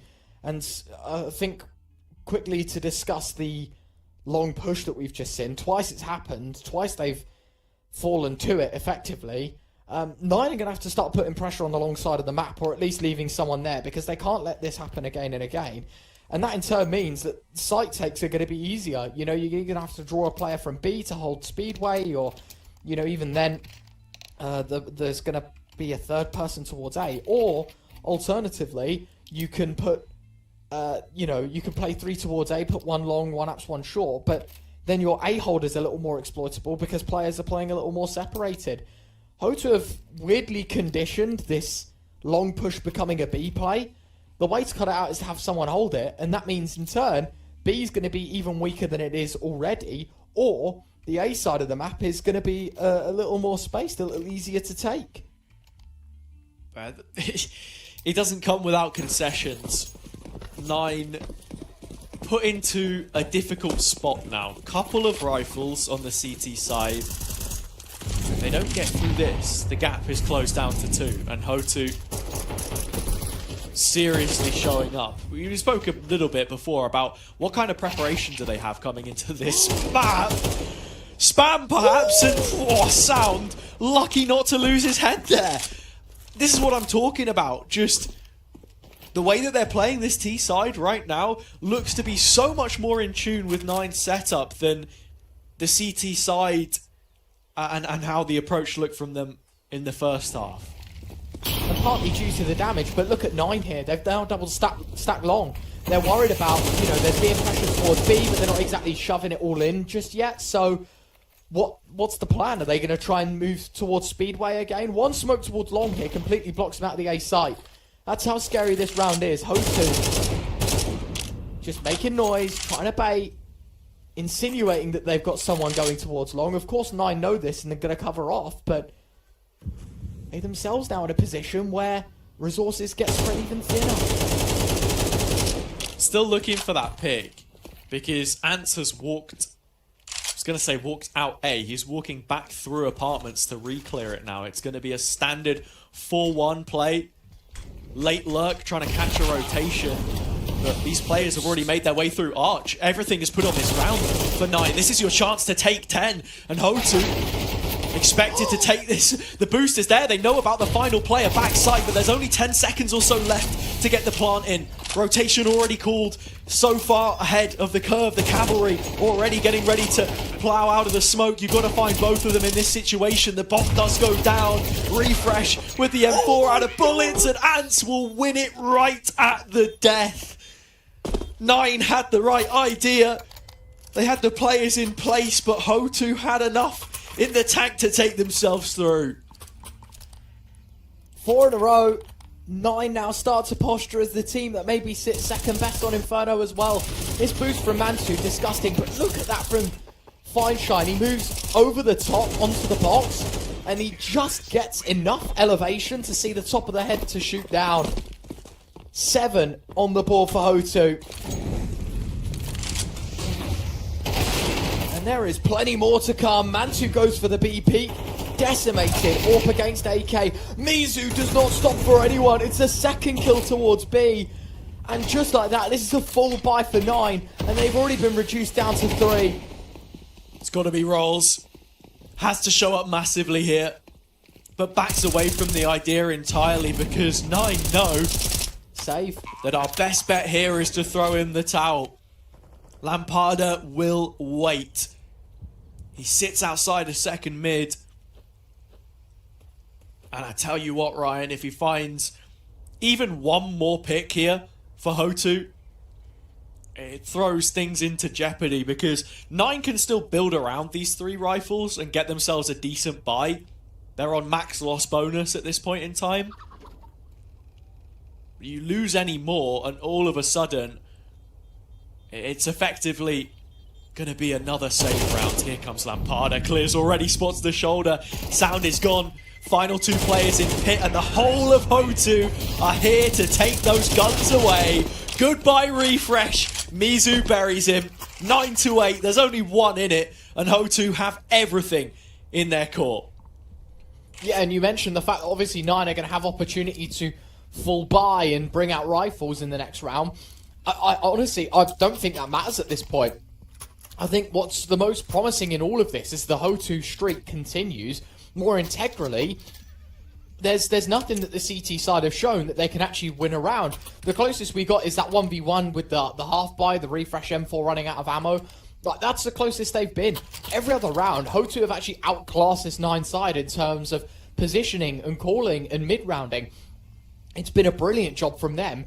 And I'm starting to scratch my head a little bit here, and I think 9 are as well. They finally call for a pause because I as well am running out of ideas of what 9 can do to win a round. They tried the apps aggression, it gets spammed. They try and double stack long, it gets smoked off and they push in towards B anyway. They try and play 2A and gamble early towards B, they get flanked from long. It feels like Hotu have got their number right now, at least round by round. They've been outcalled. Quicker reactions is the only way that I can see 9 getting out of this. You want to talk about that 1v1 that presented itself. It just came from 2 players giving up a long super quick, knowing that they weren't going to get quick flanked. Let's put all the pressure on B. Because Hotu haven't really been feigning, faking, just creating a lot of pressure in areas and then dropping off and going into their full execute. So you're going to see that hit. Presence made towards Banana. How did 9 choose to react? You already rotated 1 player on Refresh. I think the issue is, if you rotate 1 more player, then B is practically vacant. You're on pistols though, so like, what else are you supposed to do? I don't know. It's difficult to say, but A is where the execution is coming in. And from what I've already said, I feel like that's probably the more expected of the 2.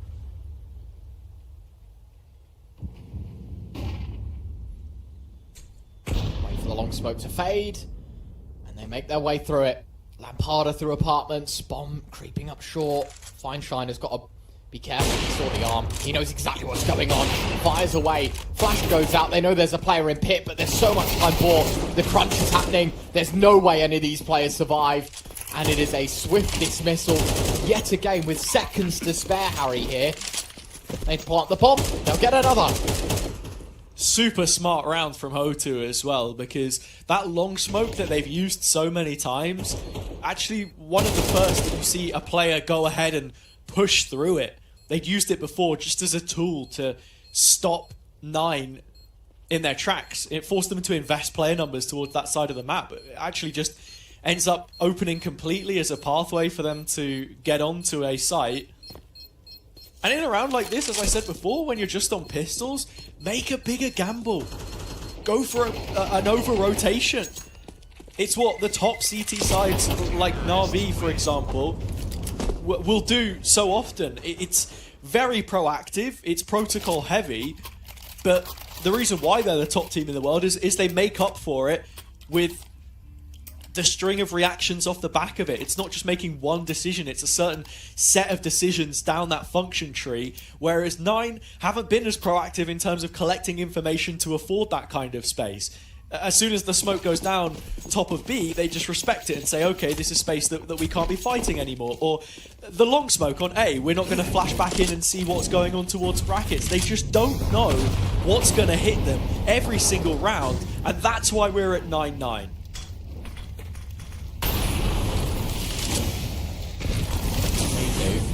How on earth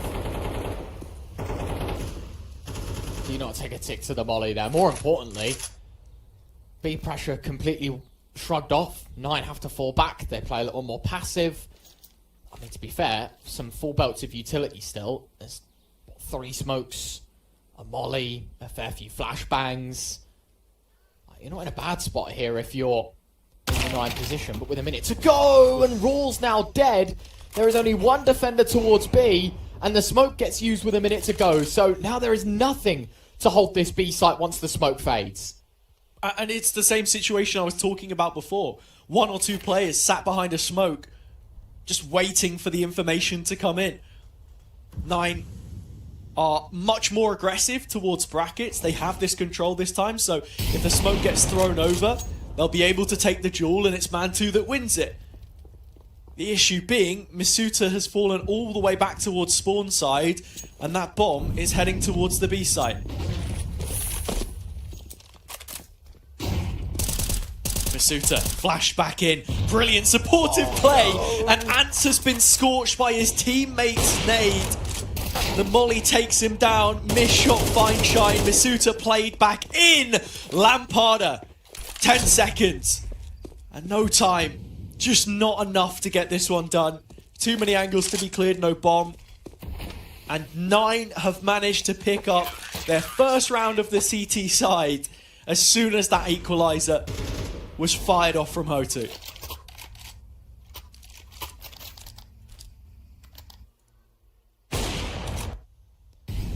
Damn. That's a heartbreaking round.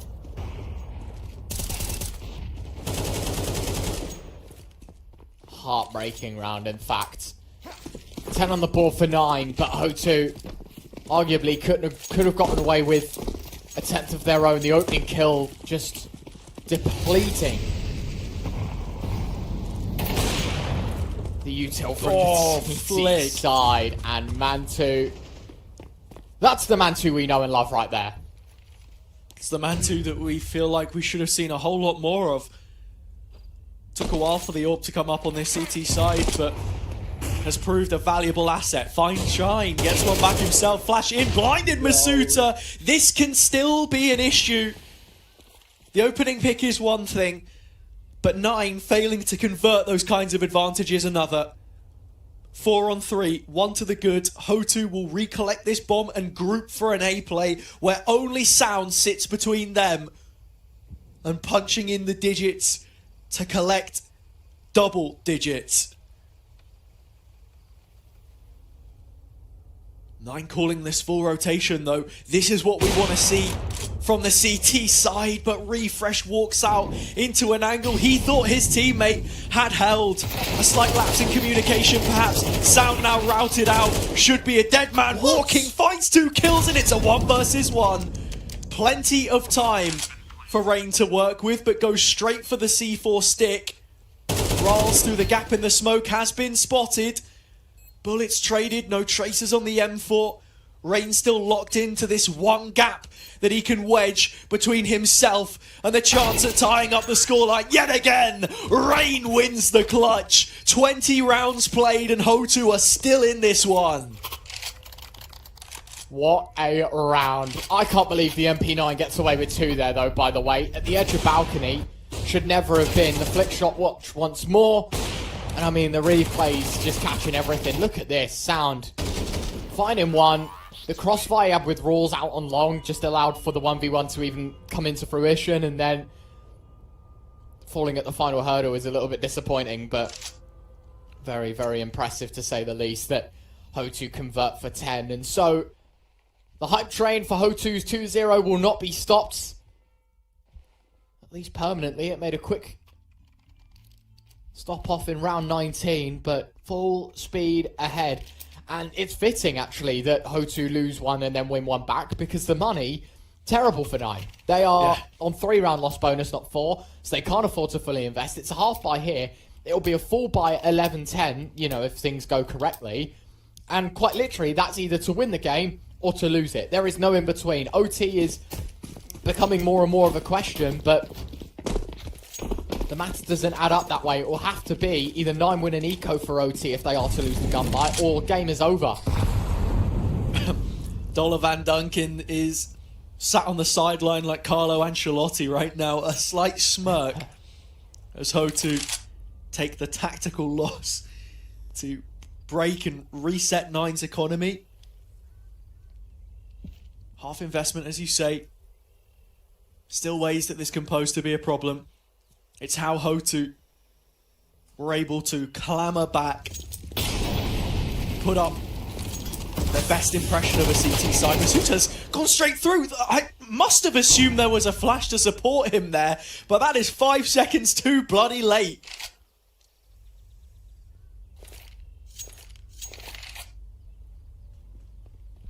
Complete calamity from 9. That must have been the idea, to go for something more aggressive, but just no coordination to tee it off. Hotu have their entry pick.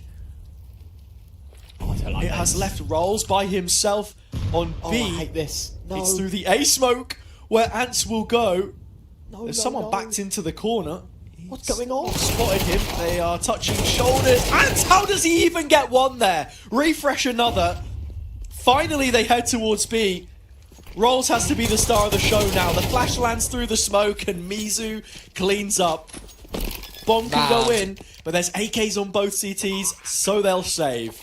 I hate that they go through that long smoke there, by the way. Like, if you've killed Masuda off, who was, what, MP9, if I'm not mistaken? Or, like, CZD, it was something that definitely 5-7. wasn't a full buy. Yeah, look, it was something like that. Anyway, if you know that you see a pistol get dropped there and you know you're not getting fought out by an M4, surely you don't think going close quarters on long through a smoke into a pistol, albeit there was 2, so even worse, like, is a good idea. I mean, they win the round anyway, and I should probably shut my mouth because, you know, they get the result that they wanted, but it's the CT side that find themselves 2 AKs richer. Mists win. Could these be the guns which galvanise the CT side for round number 12? Something amusing about that? I feel the pain, just spamming around, hoping. Yeah.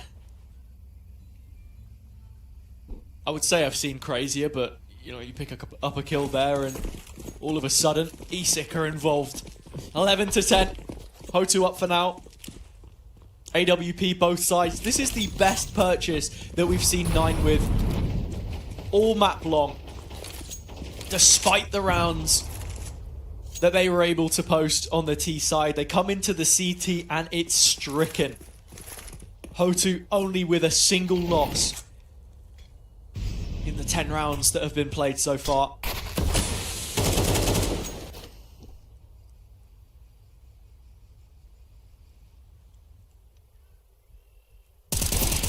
Misuta investigating towards Banana. A real rarity that we see this, and it's for good reason, because by himself, Rain with a takedown. Still 2 players behind this. And where Hotu have usually ran into only one before, it's an AWP that's facing them up.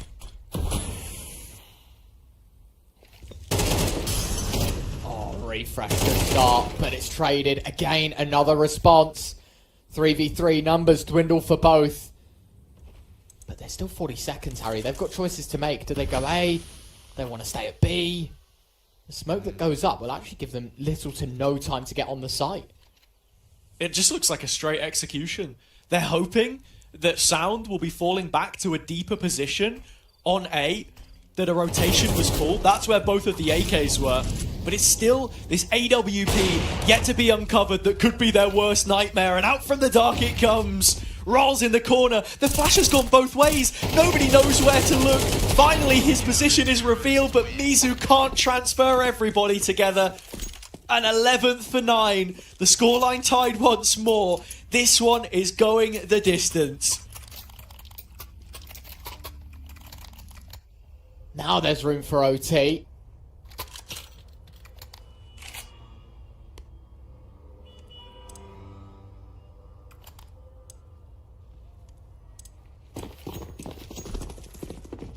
Let's see.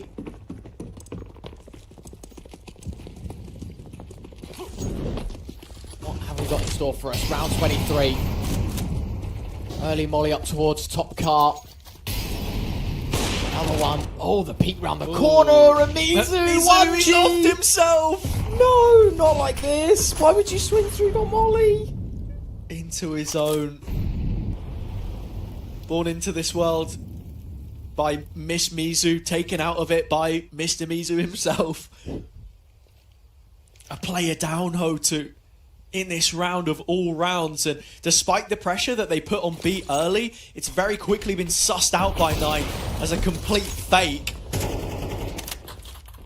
Rain does go back to try and recollect some of this space, but with the bomb yet to be committed, little idea as to where they go. Smoke drop long.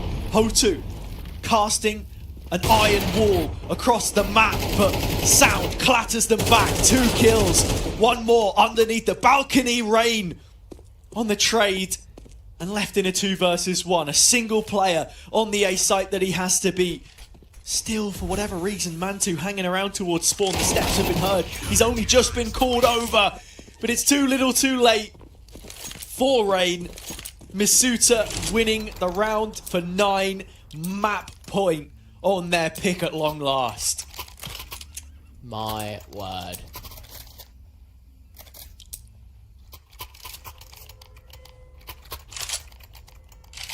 Could it be OT? Will it be OT? Or will it be heartbreak for Hotu? Did so well to get to this point, I think, is the statement to be made. An unbelievable DT side, but they could fall just short. The road to recovery to take this 2-0 is now a long one, and it starts with 1 shot at OT, the go big or go home move in this series, or at least in this map. Misuta has attempted to make himself known in Banana round on round and struggled. It felt like 9 were fighting a losing battle, but the last couple of wins that they've taken have come from proactivity in this area of the map. Not least Refresh stepping up, 20 kills already met. Misuta back with a vengeance! A flash from Rolls has given him 2 kills. On a plate, Hotu need to fight back, find a way to strike, but Rolls can capitalise from his teammates' utility. He does go down at long last. A 2 versus 3, but this smoke will not sit for much longer. Refresh makes sure of it. A gap given and 1 taken away. Rain 1 on 3. No bomb, and 9 will soon have the info as to where it sits on the ground. A no-op shot cracks through the gap, whistling away one after the other, and Rain will simply have to respect it. He's been given the time of day to make this play, and I don't think 9 actually spotted where the objective was. 14 seconds in his position now known. You've got to full stick the plant and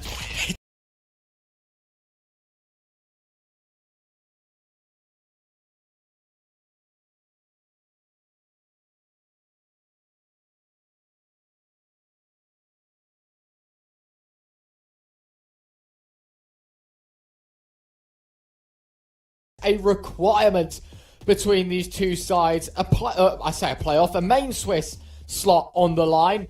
And, well, both teams will have to fight for it. Decimation for Hotu on Ancient. Get owned in the first half of Inferno. Somehow managed to bring it back, but fall short at the final mark. And Harry, we've got a series ahead of us now. In that final map, it's become a lot more interesting and a lot more exciting.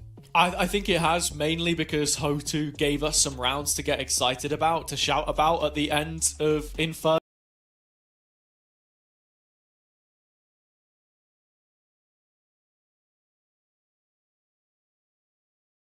Which Hotu have played a whole lot, 15 times, but only 40% win rate. This is not a point of comfortability for them. And Inferno, at times, it did seem like they had been exhausted of any quality they had left to give us. But one more map to find out where exactly this series goes. We'll return to find out who's making it to main Swiss at the end of the break.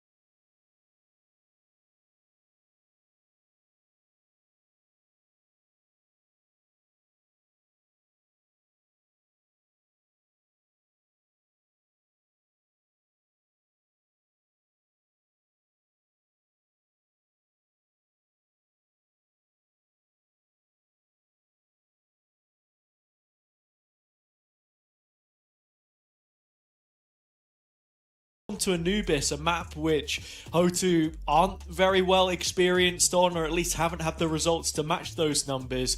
Do we still give them the chance to turn this around after what was a decent second half that we've just seen?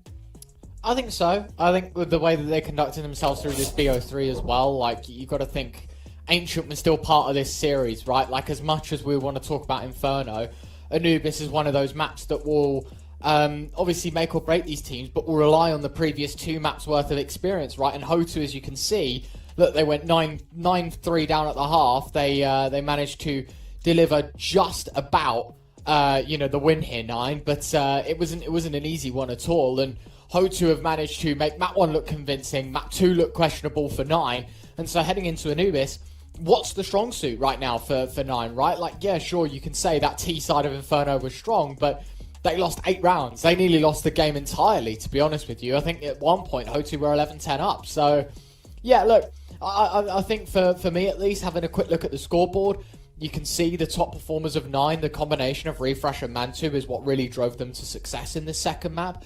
I've got to hand it to Refresh. He was all over the place, getting all the kills and all the impact. For Hotu, yet again, we've got individuals stepping up massively, and we head into this third map where the Clash of Titans, Lampada found a really good rhythm in this second map. If he can bring that forward and we see sort of Hotu from map 1 come out, absolutely, I think they have what it takes to win this series. On the other hand, 9 probably feeling 10 times more confident than they did heading out of map 1 and into map 2 than they are heading into map 3. So, yeah, maybe for them it's just about, okay, hold on a minute, we maybe fell asleep at the wheel in map 1. Let's make sure that we make amends for what happened in the previous. That's definitely an opportunity for reparations for 9, where into Ancient, like we said, we were expecting more from them. 2 maps now where they've combined an opening pistol round win with at least 3 or 4 rounds if you look at Ancient into Inferno and the lead which they could have built up really early. So that's for me a barometer of where we stand on Anubis. Are 9 going to come straight out the gates and put themselves in this point of no return? They're on the CT side, so if anything, Hotu should be the team that can take momentum, because both teams are staying on the same sides which they finished the previous map, as was the case from Ancient coming into Inferno. Actually worked out for 9 a little bit more. They had a little bit more time to think about what it was that they needed to change up, what the issues were with it. And for me, yeah, the CT side, it had its issues, but if you can get off to like a 3-round start on Anubis with how T-sided this map can be at times, honestly, it's not going to take too much more to make it feel comfortable coming into that second half. Definitely. I do believe we're going to be heading into game very shortly, Harry. We've got just a couple of minutes to have a quick chat. I was just having a reflection to myself in between the maps, and I was thinking, what is the difference maker here for 9, right? And obviously I mentioned the fact that they had a good side to the good start T side of Inferno. I think for me the success there came from the fact that they managed to abuse the Hotu defense in sort of Hotu over gambling and over stacking sites, not being able to be as sharp to defend, and 9 were basically able to sort of knock them down like dominoes. Like once the first one fell, it was just a matter of time until everything else went with it. And so for me, that all stems from confidence, right? I think on Ancient, they looked very confident in the first 3 rounds, and I complimented them for it. And I was quick to slate them in the next few, saying, well, actually, they kind of sucked in the latter part of the first half and even the entirety of the second, because they just didn't look like the 9 that we saw in the pistol. And so for me, we saw the exact same thing happen on Inferno, maybe not as confident in the second half when they were on the CT side, but still managed to pull out the result where needed. I just want to see them go in and just think that they are the better team, like obviously from a mental standpoint, that's just incredibly stupid to say, but I feel like for me, when 9 were like, hold on a minute, like we are actually a good team here, we can apply the pressure and sort of put our finger on the pulse when it comes to this Hotu defense. They were getting the kills, they were hunting down the exits, they were making sure that there were no saves, there were no guns, they gave them no breathing room at all, and they managed to suffocate them into this 9-3 half. If we see that again on Anubis, as you say, get on the T side, sort of monopolise yourself from the beginning and have a really strong first half, there's no real opportunity for Hotu to get back at them in the second if they can sort of continue with that pace. We saw it fall off a little bit on Inferno. And quite honestly, I believe that if Nine had sort of kept up with the same tempo, maybe didn't slip 6 rounds in a row from the beginning of that second half, this game's over like 13-8, 13-7, you know? Like, it really is not that convincing at all for Hotu. So, I don't know. I think a couple rounds make the biggest difference, and Nine always looked the better team on Inferno, but the scoreline doesn't quite represent that. No, it doesn't. And to speak back earlier as well about the expectation that we have for this 9 team, a former finalist of full stages of Compass, they were here exactly a year ago against a higher quality of opposition. As an organisation, is the standpoint that I take here. You're looking at this roster for the 4 months that they've been together, not peaking inside the top 50. And that is a position where I feel like this team doesn't necessarily have the right to be, but the quality at the very least, if organised well enough, to put themselves in those kinds of positions. Whereas you think about their tournaments run so far from clean, not in a position that makes you feel like you have that kind of confidence to talk about this team in that kind of fashion, when Hotu are in such close contention with you here, when you should be sweeping them under the rug with the kind of veto that you came into the series with. 9th round underway, working out who's going to be starting on what side. I called it a little too early. Maybe I was just, looking on the HLTV page at who was on what side. But depending on who wins, right, I think that's a nice early advantage to take. Yeah, definitely. And as soon as that knife is over, we're into the action. So a real chance for them to continue forward. Hotu, Mizu plus 11, Lampada plus 11, and Feinstein plus 9 in this series. And 9 don't particularly have the same stat line, it's Mantu in the green at plus 4, and then Refresh -3, Sound -6, like, there's a few individuals that show up for Hotu right now. As much as I was saying to 9, if they play with confidence, they could batter this Hotu side in this series, and I still do believe that, I think the narrative still stands that you've got the experience and the power that I was talking about in the pre-show.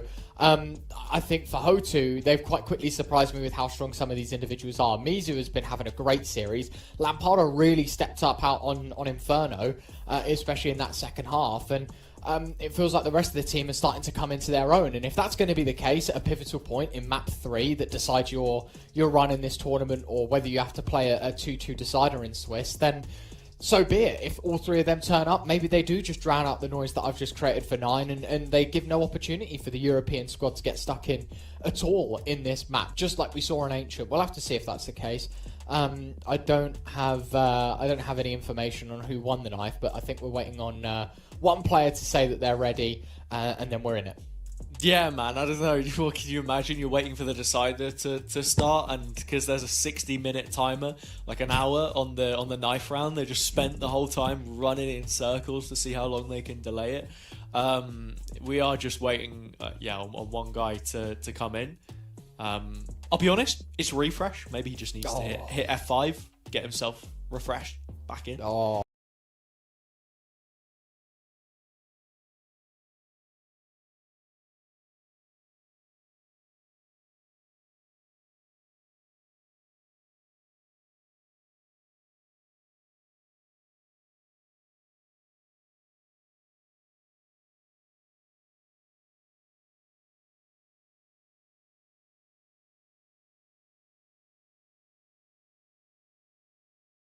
Momentum builder here, but at the same time, Hotu, without an opening pistol round in this series, what a place to find it this would be.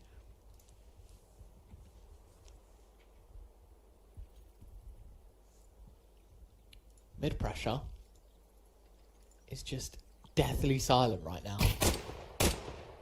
Finally, some shots come forward out of Masuta's Glock, but nothing too serious so far. Rain having a jiggle, trying to get the information, and I guess they know that the pressure's being applied. Lampada forced to throw smoke out towards camera, but it's all too slow right now. 9 are just creeping forward and baiting out the utilities, so now it's just these pistols that are going to have to hold on to sights.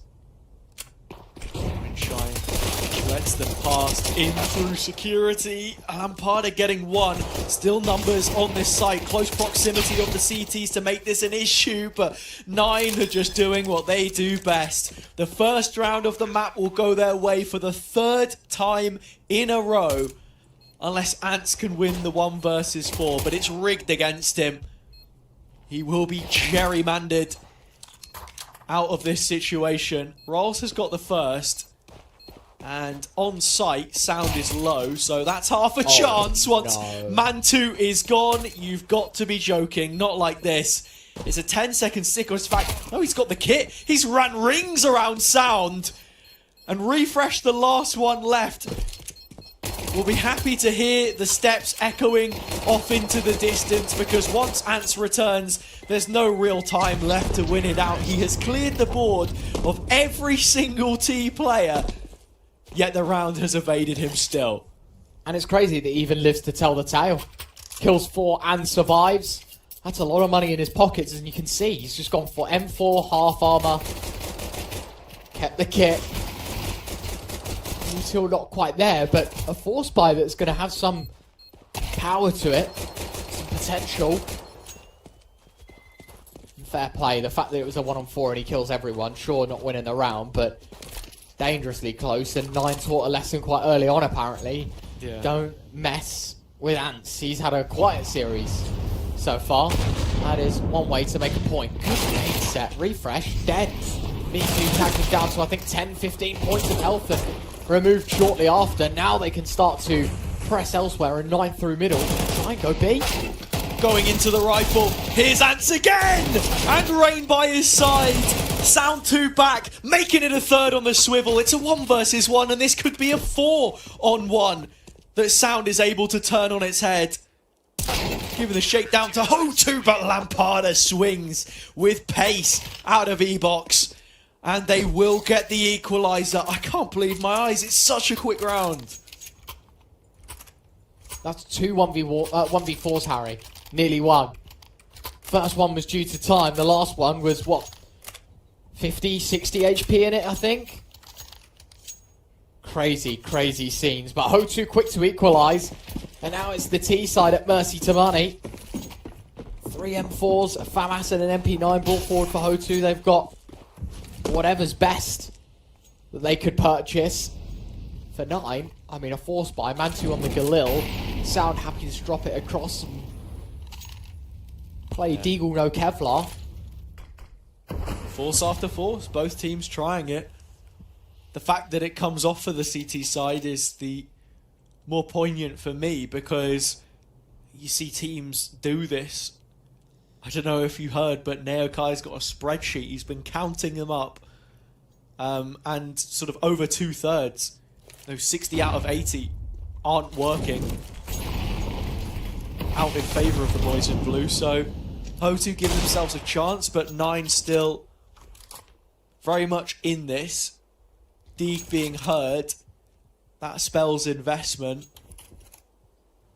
It's Mantu's Galil really that you want to be doing something here, and Mizu playing aggressive towards B main does get the info after that first shot. 9 not too quick to execute from this.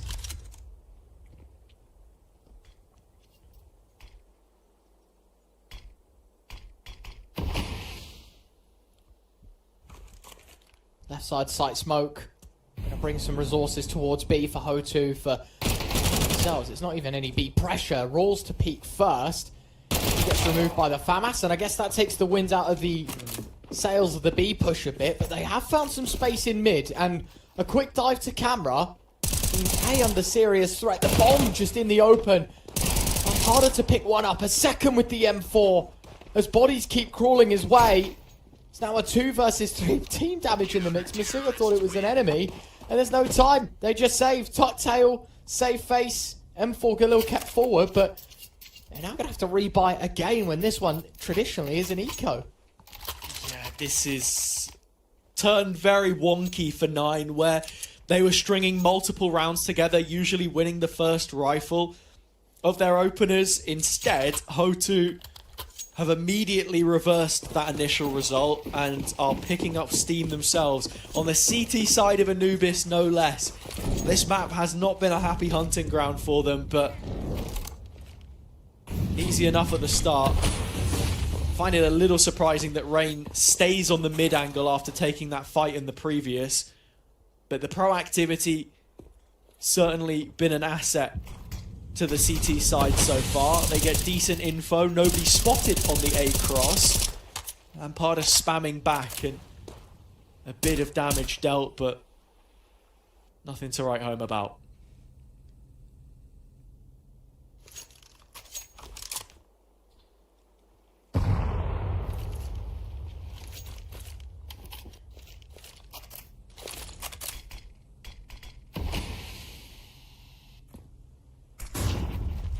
Flash in. Oh, the introduction is good, but Lamparda can't find a thing. Pistol starts to encroach upon the space! Lamparda! Nice clean kills. Not much left in this one for 9. Mantu has the Galil. That's it now. Rolls is gone through middle. It's going to be a third round for Hotu. Doesn't feel like 9 really created too much pressure in that situation. The CT side were able to get some early info down the canals, and from that point onwards, it didn't feel like there was any looking back for them. It's been rifle round after rifle round ever since Ant claimed 4 kills on our opener and bought straight into the weapon, which he's held onto firmly ever since. It's going to be pistols for 9 here, as the loss bonus isn't even maxed out yet.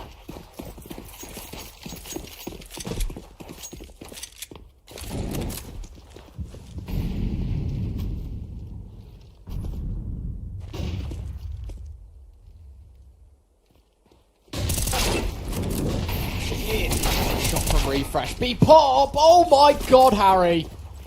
Yeah. 9 have done everything there. Hotu caught with their pants around their ankles. That early molly that they used, yeah, didn't do too much to stop the push, and Rain, just hands in his pockets, doesn't really care. No shots pulled. It's an awkward stalemate for both.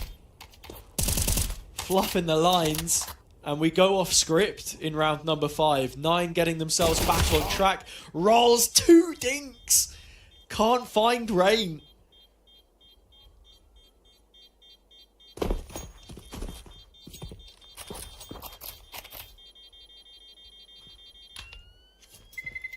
One will go off, round is over. I was wondering if there was any fight to be had post-explosion, but no, nothing. Save, that's it.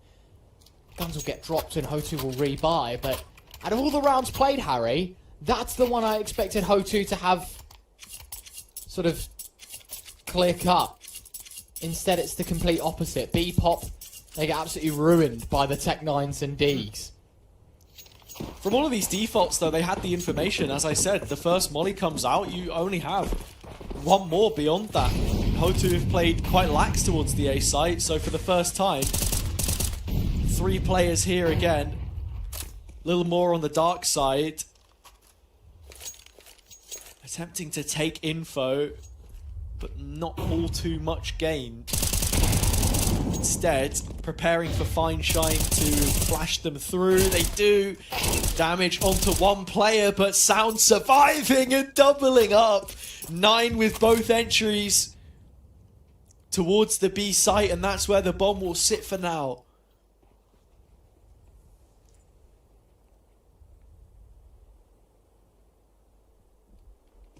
Minute left, 3v5, a couple of these players low, and you know, a couple of bullets to separate the timing under Rain, the nose. huge kill. Fine Shine is out in the open already through main. Sound's been finished off. He managed to catch a timing through the other side of the smoke, and the nade lands on Mantu. It's all fallen apart from a 5v3 to a 3-on-2. Hotu with the numbers.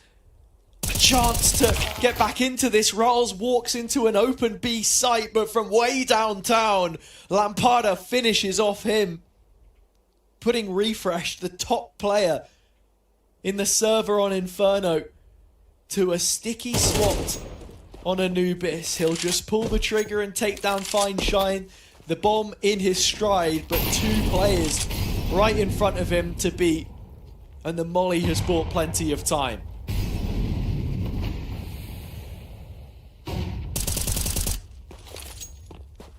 Can't believe it.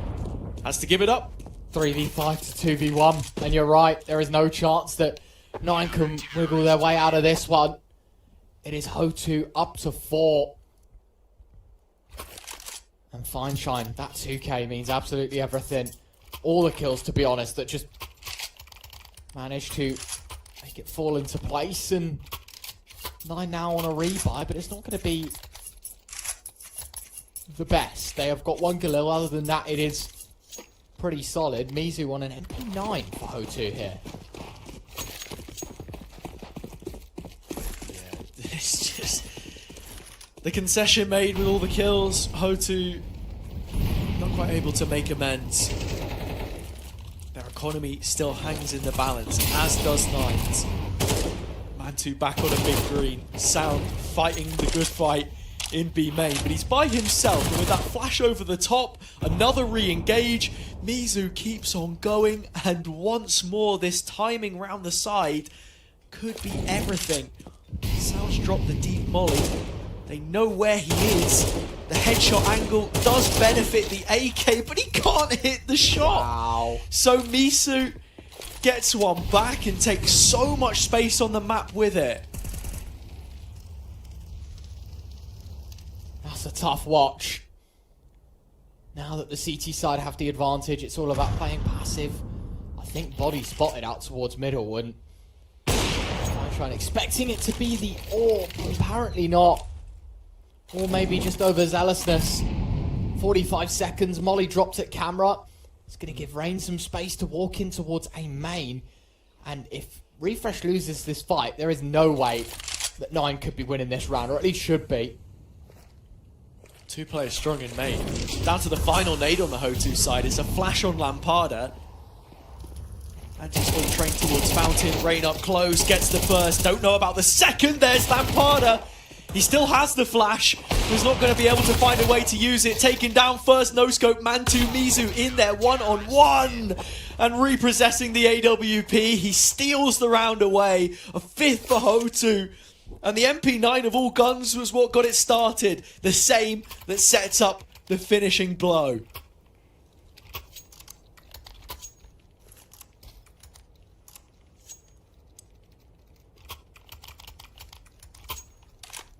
(5-2) tax pause for 9.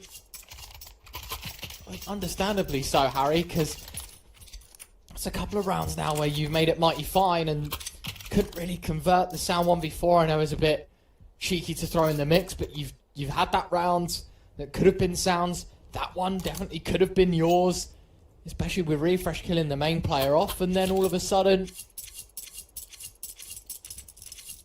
that's it. You know, it's 5-2. You're 3 down.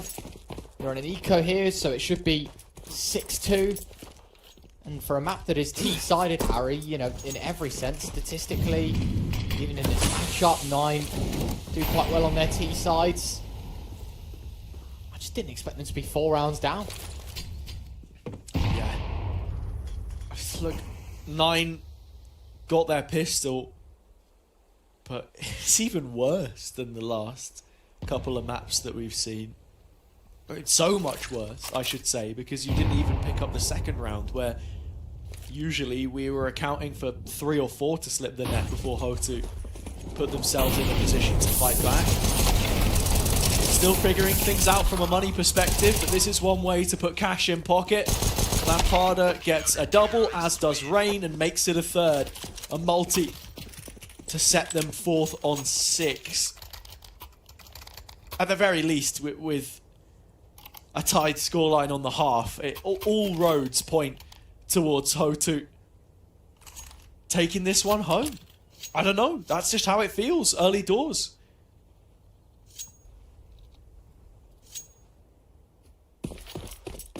You are right, it's definitely how it's shaped up to be. We've had some close rounds, but 9 can't convert.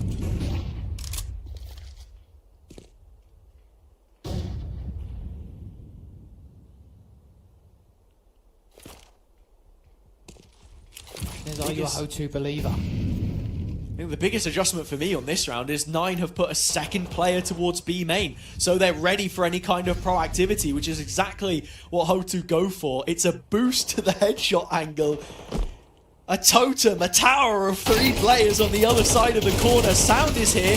Do they expect the second? The answer, simply put, is no. Mantu has managed to give them the advantage for the first time from B main, it feels, in a long time. Might not even be a big one. Fine Shine's back on the angle posted with the AWP. So now that they know there's no introduction to B, these two players are going to stay towards A. I think Fine Shine's got to be careful for what's at dark, and he's very aware of this situation. But with the smoke towards main, he's got quite the read on this situation. But with his back turned to where the enemy is, it could all go wrong in the blink of an eye. Mantu alongside Masuta getting ready to move in, and I'm surprised that even now that they've got no rotate from A. Like, now that you've seen rules on the retreat, especially now, Rain should be moving away, not towards, and well, the Orb's gonna have to do it all, Harry. Fine Shine put so much faith in the fumes, allowed for Mantu to cross, and his peak now taken. Alongside Refresh has opened up the B site. Lamparter one back. It's a 1-on-2, 10 seconds. Plant will come in. Does he have a chance to win it? There's a kit dropped on site. He just has to respect the flames. A moment longer he waits. Mantu towards Temple. Refresh so far away from this situation. But bomb plant for him. Lamparter starting to clear. Digging his teeth into the situation. Tap comes in. It might just be a stick. No. He has the kit. 5 seconds. Nobody's peeked. 9! You can't lose the round like that. You simply can't let it go in a situation where you had the numbers. What you didn't have was the presence of mind to think there was a kit in play. I can't believe it. I really can't believe it, Harry. You can't even call that an oversight. There is no excuse that you can give. You can even see Lamparter's holding his heart like, Jesus Christ, guys. Like, you're actually going to let me get away with that? Like, that's the kind of round that lets you know that this is Hotu's map, because 9 are not their usual selves. Yet to wake up and smell the coffee. It's Monday morning, sure, and Masuta's the first off to work. Fine Shine sent a P45 through the post. He's gone. His desk cleared. Someone else needs to operate in mid now. There are gaps being poked all across the board. 9 have openers. That hasn't meant much in the last few rounds, though. That is such a disgusting ninja. Not even a ninja, it's just like a straight stick. Like, you never expect someone to do that, sure, but come on. Oh my word. And no one's holding the mid push. Rain just drops down into the water, gets the jump on Rawls, who is now 2 and 10. That death isn't his mistake. Someone should have been holding for this. It's Masuta in middle that had every opportunity to just say if they can go down or not. Rain gives away his life, though, in a position not dissimilar to what we've seen from him before. Lamparter and Ants have cleaned the whole thing up. It's over just as soon as you thought that 9 had a chance. I was about to say, Rain is the kind of player who takes a kill and then will stay on the same angle, meaning he gets refragged pretty often. But as soon as that happens, you've still got the control in mid. 9 just contacts straight into it. And Hotu get away with everything to give themselves 8. That is 2 embarrassing rounds to lose now. 5 on 3. It's been a team dink. Rawls has just been shot in the back of the head by an AK. Smoke goes out towards Dark, but it's mid-pressure. No one's there to hold off for Hotu, but I guess they're going to know about it. It's quite a loud push towards middle. It's not exactly like we're throwing no util and all holding our shift keys. Dangerous presence from 9, though, so Hotu start to get a move on. They got out the bowels of the map. A sneaking suspicion of player presence in middle. That's really the only option right now, because 9 don't want to touch B main. In terms of A, they've managed to walk out, so there's only really one place that the team can be at this point in time. Mizu's still watching the other site, so they have to go spawn. That's where this AK is. Into the temple. Fine Shine dropped.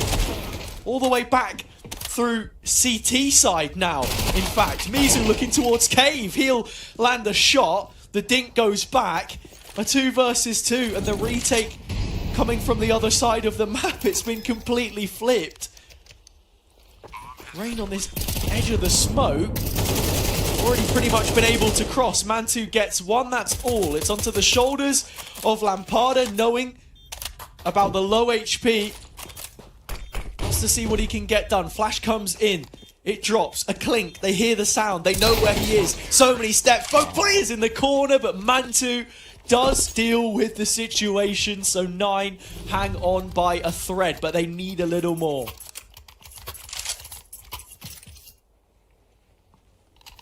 And at least they get one back, but after losing a 5v3 turn 2v1 Ninja, and then the whole B shenanigan after it as well. Running out of reasons to believe, but at least they give us one more on their T half, but the max they can do at this point is 4. It is 8-3 with one more to go. And Lampada, look at this. It's one thing to go for the info, it's another thing to take the fight. The cheat on this man. It's actually insufferable how much that these guys are trying to take info, but when there's some push, there's going to be some pull. And while they're forced away from the A side of the map, they definitely can reel in a couple of frags towards B. Last and a half, so you know Hotu are going for it. They go chasing for the frags, and it will be an 8-4 half, but it is the CT side that take the definitive lead. Hotu had been fighting finance for the whole of the half. It finally catches up to them. 9 a cut above at the end there. It's a 9 side which we didn't see too much of, if we're being brutally honest. On Anubis at points, on Inferno as well, and for the majority of Ancient. Such a mixed bag in terms of performance. Onto the CT side now. Of all the pistols that they've been able to win in this series, this the most pertinent. Hotu get anything more here and they'll run away with it, because second halves haven't been an issue for the CIS side so far. This squad is built upon building back into games. That comeback characteristic of 9 that we talked so much about hasn't really been tested. When they've trailed, they've lost. From map to map. Sure, they came back in the series on Inferno, if you look at the bigger picture. But when put against it, I don't think that's something we can really call to, Ryan, at this point in time. No. A technical pause before we head back into the action here, Harry, but it's all with a raised eyebrow at how shocking this first half result is. 8-4, as you say, of all the pistols, of all the scenarios. I mean, Hotu have been dominated in this department, but if they win this one, quite honestly, it makes up for the other 5. Doesn't matter how many you lose. If you're 8-4 up and you win a pistol in the final map of a series, you best believe you're going to be elated.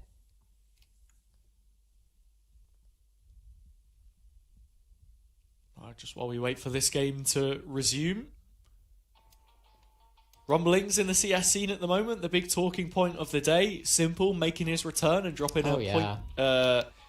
Was it 0.64 rating? Something like that. Oh, really?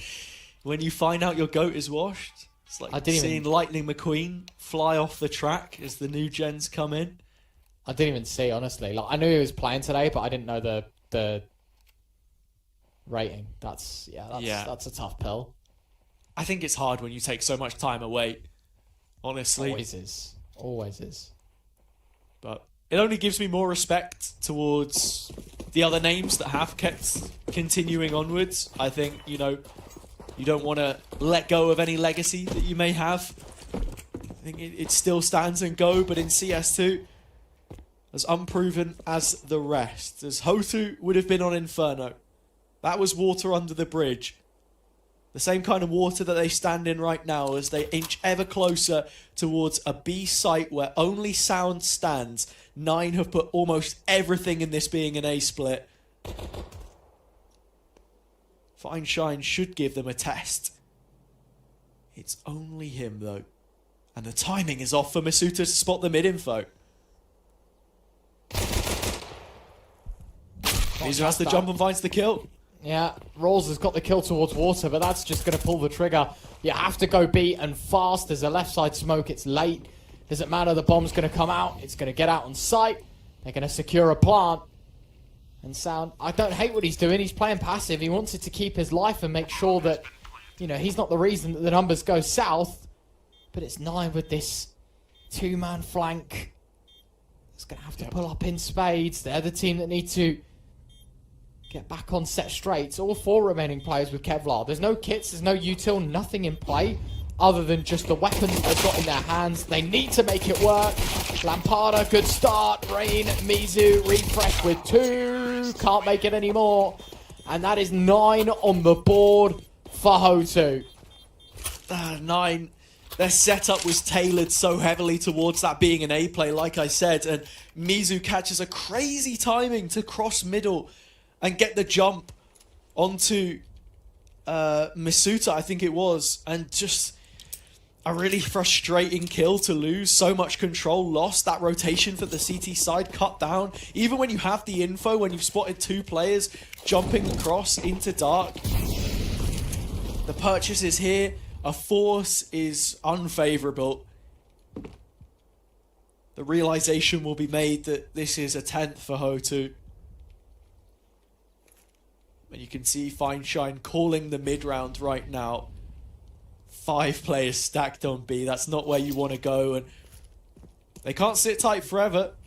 Got to look for some kind of info. And as that first contact is made and the ice broken, Ants knows that there's CTs on B.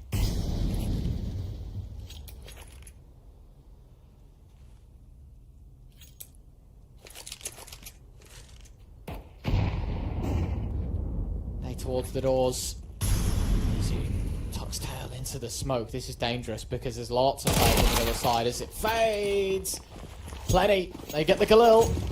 Now it's about retreating, moving forward towards the site, and it's B that is chosen. I mean, they've got a lot of space towards it, but the numbers, I mean, look at this. Pack of walls from spawn here for 9. Rifles, long range angles, divided by the flash. 9 starting to get in and make this scary. 3 versus 3, any more headshots, it's an issue. Galil, oh, Mantu finding the kill that he needed. And pushing Hotu all the way back to such a reserve post plant, still no kit. So 9 do not have time on their side. They need to find frags. Mantu to get his 3rd, but Lampada denies it. Always there, standing tall for Hotu when the final whistle sounds. He's the one blowing it. Only 3 away now into the rifle. And with a purchase for both teams, there's a chance that this is 9's last opportunity to keep themselves realistically in this series and take them to main Swiss. 3 more rounds. A lot of casualties, but where they lost Mac 10s and Galils, they rebuy with Galils and AKs. An upgrade made either way. One for the CT side as well, but their only upgrade really that they can make between them and having to go on a miracle comeback for OT.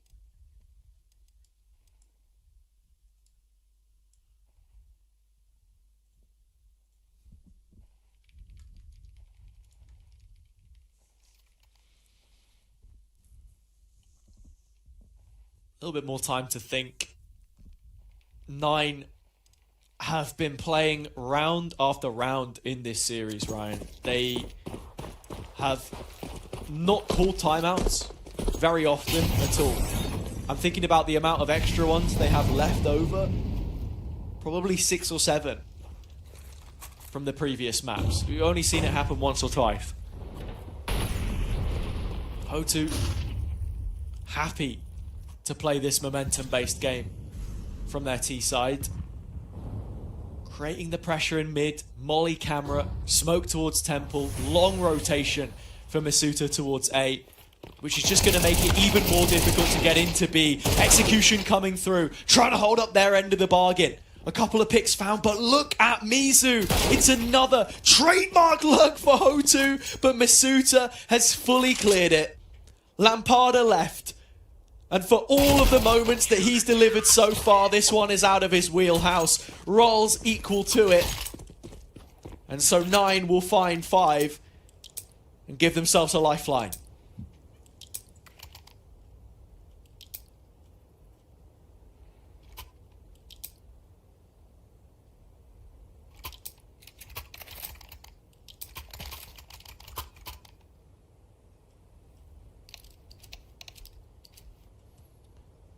Another tech pause. Hopefully not a mega long one. There is a disconnect on the side of Hotu. Fine Shine is gone. Maybe just a crash. Anyway, bigger picture to paint here, Harry, is 9 are 5 rounds down. They are playing against a force buy here, to be fair, but they are 5 rounds down. They are on the CT side of the most T-sided map in the pool. They just won the gun buy. With all of that context, do you think that they have what it takes to win the map and take the series? My answer? I don't think so. Yeah. It's certainly not favouring them right now. A couple more of those and the narrative does swiftly change, though. I mean, Hotu, in this situation, they've bought again. But it's a couple Deagles, couple Techs, and 1 Galil. They keep doing this, and yeah, as I said before, the narrative quickly shifts, but 9 need to show us a little bit more to give us that kind of belief, because these rounds are coming out in patches. There's no streaks, no consistent success, whether that be the T side that we've seen previously or the CT side here as well. Fine Shine with a fine shot. The first of the mid players gone, but 2 more sitting behind it. I don't think Hotu are going to expect this at all. They're walking into trouble, but the tech has dismissed it, and Mizu's there with one of his own. Continuing to spiral towards the A site. Refresh has so many kills that he needs to find. The first 2 are good. The third is exceptional. The rifle lost, and Fine Shine now needs a 1 versus 2 clutch. Refresh is low, but is making the long rotation. Sound has come to help him out. Fine Shine has the space to operate, but doesn't have the time. The CTs are closing in. You say that, but if they don't exactly go swinging out, he does have the opportunity to walk the ball away. Timing. Refresh in first. Fine Shine expecting behind. Sound. He should be able to catch in transition, and he will. Just about holds on. 9 will take 6, but even then, Harry, you feel like for the weapons that were displayed for this T side, that's I can't exactly call that a win. Yeah, look, for as much as we've criticised 9 and held them to this high standard, that was an exceptional macro play, or micro play, I should say, to make that call in the 2 versus 1, to levy the numbers, to get the long rotation around, and Sound to clear up. Just not expected by Fine Shine. Perhaps he should have been a little bit more aware of a situation such as that, but credit where it's due to 9. This isn't a purchase at all. There's a flash, a tech. Mizu has to make the opener. And right now, he's the guy sat watching over middle.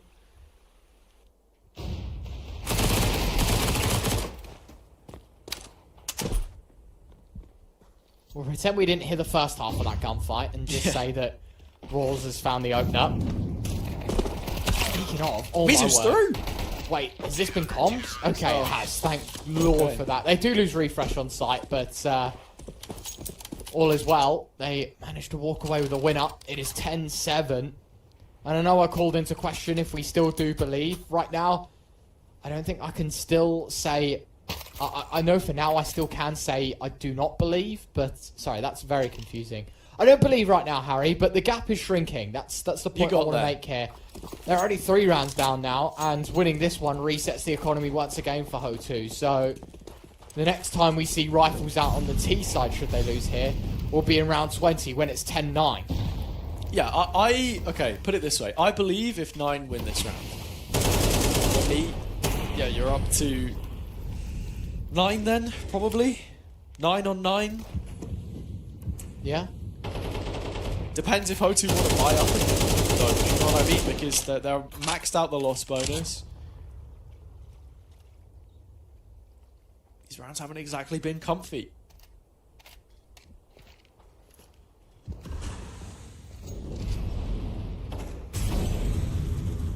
Approach is quite sort of clear cut for the Hotu side, Oh, just here taking comes Sound. space. Huge clear. That ain't Really good. big kill. And Hotu failed to respond.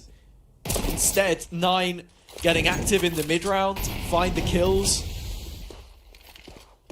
The utility yet to be used to thwart the push coming in. A little shown to Fine Shine from Dark, and now the squeeze put on the CTs in backside. Mizu making his arrival. But so are the reinforcements, and the bomb not yet committed. It's a difficult situation to be in if you're Hotu. It looks as if the round is going to pass them by. Ants will make a last gasp attempt at A, but has to beat Refresh if he wants to win it. That's the 1 versus 1 that this will get thrown into. Refresh.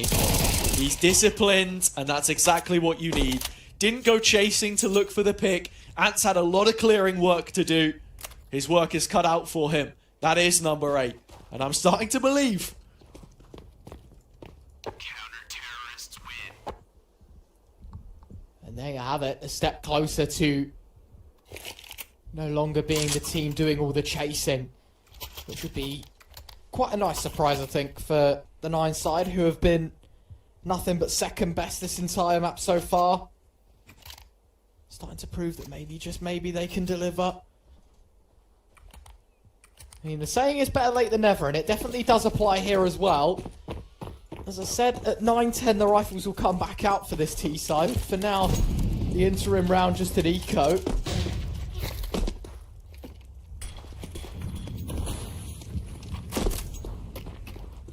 Quite a lot of damage onto Lampada in the end there. Hotu regrouping, looking for the B split. Sound had such a great timing on the clear before. That's 2 players hit by the flames. This nade is even more damage. Hotu are stuck, but Mizu has found the opening pick. It's going to be Sound for now. He needs to buy time for the rest of the CTs to get in. He's done exactly that. Rolls is on the scene, but Mizu has found a couple for himself. 2 on 2. Even situation. 9 trying to get in as quickly as they possibly can. They were here when the site fell. Can they recover it? Yes, they can. Both from Refresh in the end over the shoulder of Mishuta. He will shoot. Number 9 for 9. And every last detail of this execute plucked, recovered to take for themselves. Counter-terrorists win. Madness, this game. Absolute madness. 9-10. Hotu with another attack.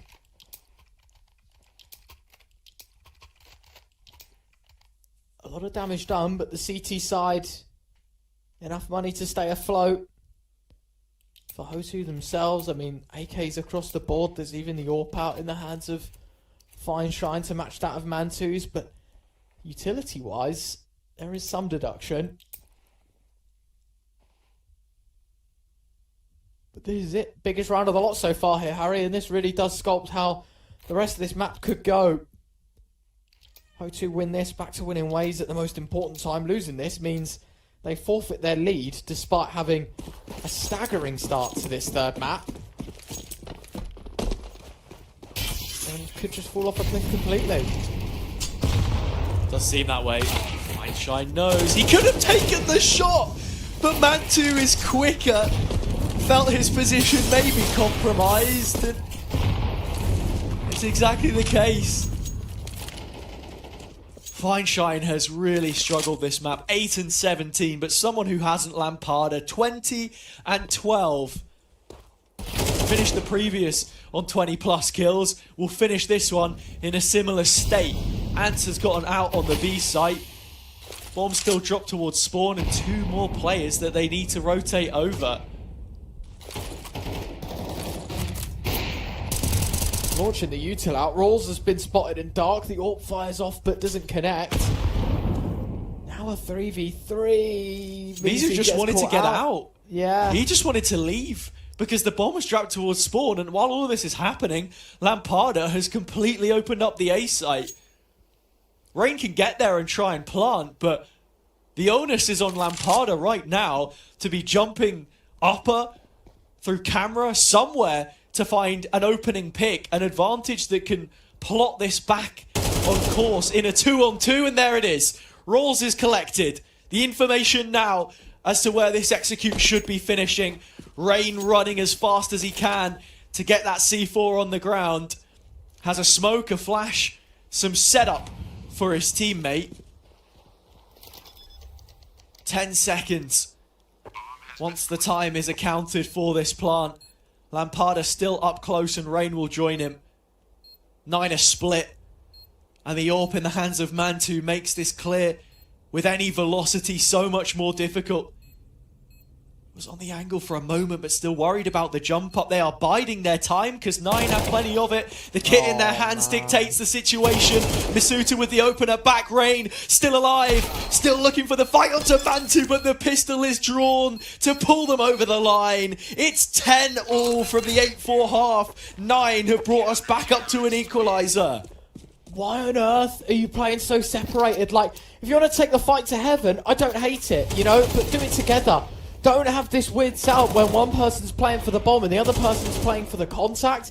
It will never, ever work. And you see here, look, Rain gets this kill. Mantu, I mean, we fast forward a bit. We missed the middle bit there, Harry. But I think it was Rain that played on site and it was Lampada that was pushed forward. And Lampada had his back turned to camera holding heaven. It's like, you just tell your teammate, hold the camera push, and then you can freely hold heaven without that exact play happening. They just didn't talk to one another in that situation, and it's cost them completely. It says a lot about the makeup of this team. The mid-round messy. The situation shouldn't have even been there in the first place because 9 have put their foot down. 2 from Masuta. Ant's back up on the boost looking for something, but instead he simply hears the cries of his dead teammates. Fine Shine will pick up 1, but Masuta has walked to the spectator screen with 3. The bomb is dropped in no man's land, and it's going to take some time for them to build a situation that can recover what we've just seen.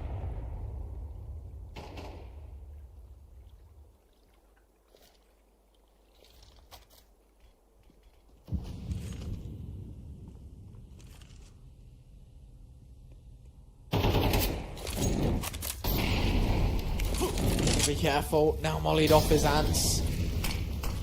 That one of his own. Flashback to delay. I mean, they're trying their best here at getting onto the side, but with the smoke towards main, there is no chance.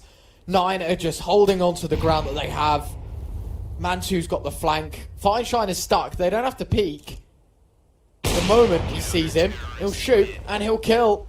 Hits him in the hand, but it's plenty enough. 9 in front, Harry, for the first time in this final map. And it's 7 in a row for them. Every single pause from Hotu deployed. Whereas 9 haven't required any kind of timeout of the tactical variety. They've just kept on going, steadfast through the second half.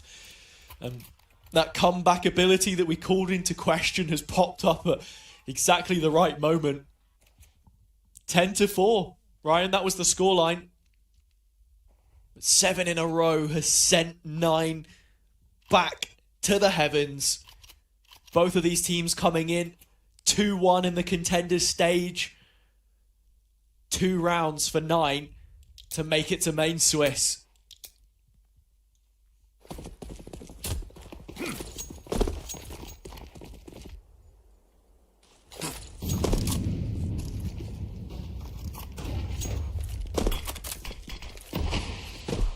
Lurk smoke deployed towards B. They know nobody's acting off it because they just peeked B main. A wasted smoke and a wasted opportunity. Hotu. Not even, what, 15, 20 seconds into the round and they've already clumped up 4 players towards mid. I mean, there's going to have to be an A split if anything. The smoke towards the glass position, it's exactly that. Mantu, he's going to be bought a lot of time for this rotation because the molly thrown out by Masuta is good. Issue for 9 is those CT players can't cross. It's a lot longer for Mantu to get up, or it's just about enough. 3 of them here. AWP, shot lands, Masuta right by his side, Mizu 1, but 1 is just not enough. Hotu can't get in, they can't break the site. Mizu still going, but as is Mantu. The AWP fires off again as he cracks the whip to take a 12th. Hotu have been punished for their negligence. They've simply not shown up in these final few moments. 3 rounds were all that was needed, but 9 have found 8 consecutive.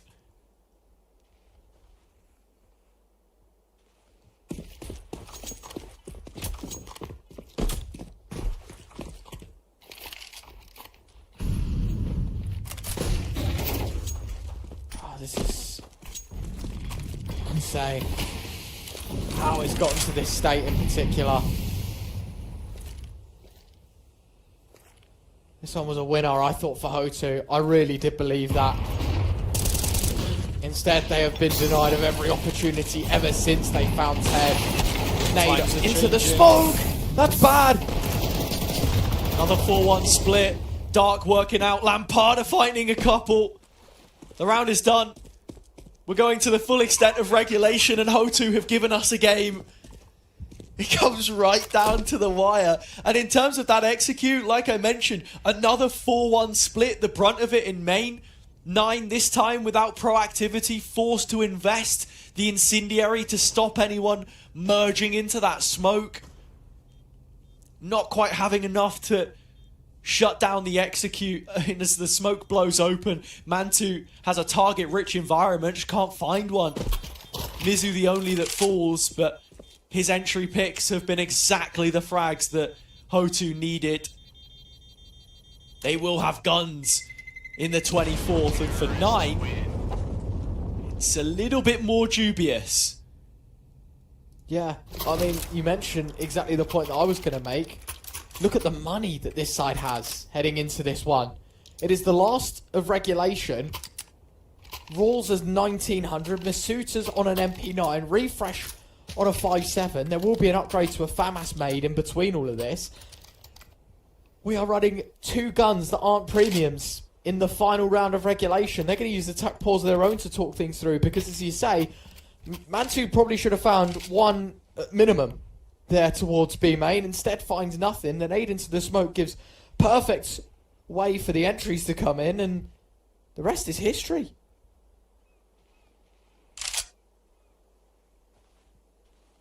It's always so difficult when you've got like 4 different targets there. Like you're, you know, playing warm-up bots. Or whatever. You know, like just a field full of them. Where'd you go? And with that ferry field stacked against 9, there's a FAMAS, an MP9, 3 players without a helmet into this one. Hotu doing more of the same. Divide and conquer, that's the name of the game. Very slow on their possession of the map. But another 4-1 split towards B. The one hanging back is Ants. Mantu, gone clearing. Confidence in a round like this. That's exactly what we expect of 9. But Lampada's entries have been enough before, and they will again.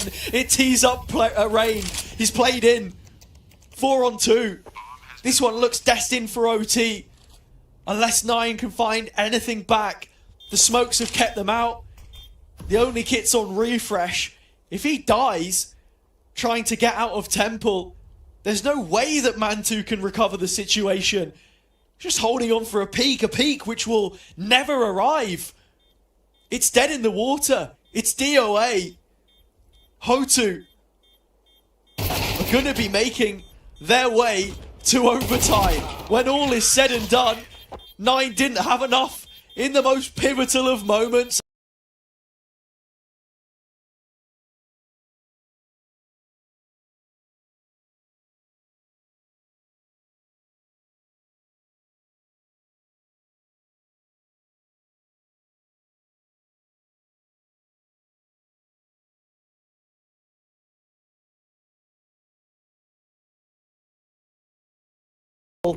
Both teams were indeed stopped, and then a scrappy exchange at the end of the map means we need more than 24 rounds to separate these two. You're playing for 16 rounds next to your name.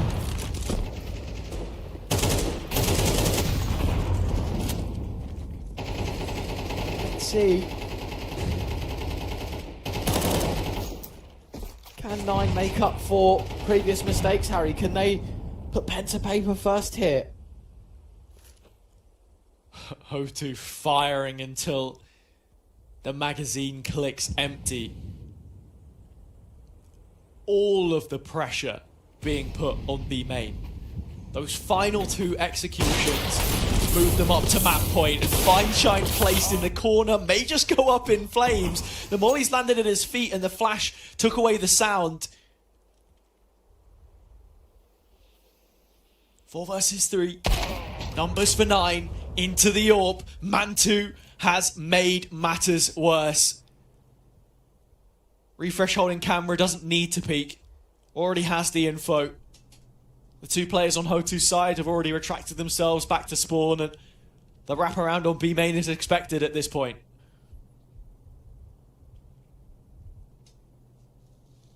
Finite time to make an effort to a site here, Harry, in the 2v4. Answer Mizu. Numbers disadvantage and only 20 seconds left. They're going to try the B site, but I don't see this one working out. There's plenty of eyes peeled in their direction. With 2 consecutive 2v2s, the initial anchors and the rotate from Refresh. Ants, the last one standing sound, will walk out of dark and make himself known. A 13th for 9. They will get on the board first in OT. And that is classic Counter-Strike rules. That is, if you're the team that chokes to OT, you're the team that always wins first. It's just simple, man. Logic. 13 for 9, as you mentioned. 12 for Hotu. Another buy beneath them.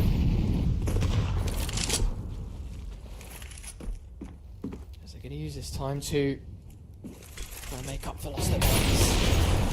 Peek towards dark. This is good. Fineshine is stuck. Oh, and a second they've got the mollies at his feet, and that's twice in a row that someone has been charred down to nothing.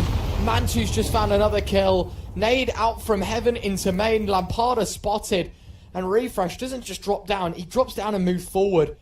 Misuta plays from bricks, but this setup is going to be quite tight-knitted for the A-hold. Refresh should not be expected on this angle. He's just going to line them both up and knock them down. A third for Refresh. The AWP, all that's left. Misu forced to keep possession of this so that they'll have it into the final round of this T-side overtime for Hotu. You talk about fighting fire with fire. Usually it's the scoped weapon on the other side, but like you say, Fineshine has been burnt down to a crisp 2 rounds in a row. Great utility usage from 9 in stopping these executes being an issue. Mizu shouldn't be getting away with the save. Refresh would have heard the scope. Just not quite sure if it was Ruggs or the ramp that the player was making their approach from. If we see 9 win every single CT round into their T side, I just don't know what to believe anymore. Well, they're already most of the way there, Harry. That is another round. And a save even in OT, by the way. You do That's realise... the point we've gotten to. That's where we are. He's not going to try the 1 versus 5. And you're not going to be able to afford the AWP, I think, if he hadn't. No, you are. Okay, yeah, no, that is very strange. Plenty. So I don't know why you wouldn't try and move forward and win a round. It's not so much the damage to 9, but the reason that you get 12.5 grand is so you can buy every round in OT. The saving is endemic now, Ryan. It's gotten to the point where it's not even a consideration anymore. I know what you mean. And I feel like here we are. I feel like at 13-12, now 14-12, like that round's previous, you just want to run in and shoot people for the sake of doing damage or making a statement, right? It's like, this is what, like a 1v4, you kill off 2 or even 3 and lose the round. Like, it's not exactly like it's any different to the result of saving, but you're going to feel confident and maybe shake up the 9 side a little bit. Instead, you've just given them all the confidence by finding all the kills, and you've given up with half a minute on the clock. Dunno. Imagine, Brian, but what if they play double op? Maybe. I don't know. Well, one's been mediocre for them. We'll... Fine Shine's 12 and 21. It's not exactly like a second one's going to help. I meant 9 double op if they were to take it. Who even knows at this point? Right, it's all hypotheticals. One thing we can say for certain, that timeout at the end of regulation into OT for 9 has done wonders. And again here, just keeping their eyes on the prize, and Mantu's on A main. Information for 9. 3 players towards B, ready to defend it if they need to. The Suitor forced to take the fight. Great utility from Mizu, and for the first time, the Flames in overtime benefit Hotu, but the bounce back is brilliant. 2 from Rolls, reaping the rewards of this B main aggression. Look at the bomb. The bomb is dropped. 9 don't know it yet, but they'll soon find out once Rolls walks over the top of it. Now they have an idea. Yeah, and now they know why there's no committal towards B, because they're the team that now control the bomb. Good tag, but it's tit for tat. 35 seconds, the mollies cut them back even further. A smoke to go up. Now they've got to fight through it, or they've got to go home. 3 on 3 still. Health advantage with Hotu, but they don't have any of the map material that they need to make the bigger picture. Refresh, another kill picked up by him. Hanging back towards the B site while the rest of the players stand in main. The cross can't be kept by sound. 13 seconds and the bomb on their back. Refresh is the one that you've got to beat now, but a molly and a nade could just about end it. He's crossed. The plan is locked in. There's still enough time. Rolls can't play in to deny it. Instead, he waits for a better timing. The contact play set up. Hotu have a crossfire, but the information's evaded them. The molly goes. It catches onto Rolls, and Hotu have recovered a ridiculous round to stop 9 from making it to map point. Lamparda's just cackling. He knows, like, out of all the rounds we could have won, of all the scenarios, that's the one. There's 25 seconds. They've got a molly put out by a smoke to block off Rawls. I thought it was a little shallower from the map. That's my bad, but basically, Rawls has pushed into spawn. He's not given any help to Sound, who is fighting for his life tooth and nail out towards B main. Refreshes their molly nade comboed in towards main, where the bomb is coming from. Somehow, he doesn't get a single kill to show for it. And then it's a 1v2. Hotu have 13, but it's cheekily done.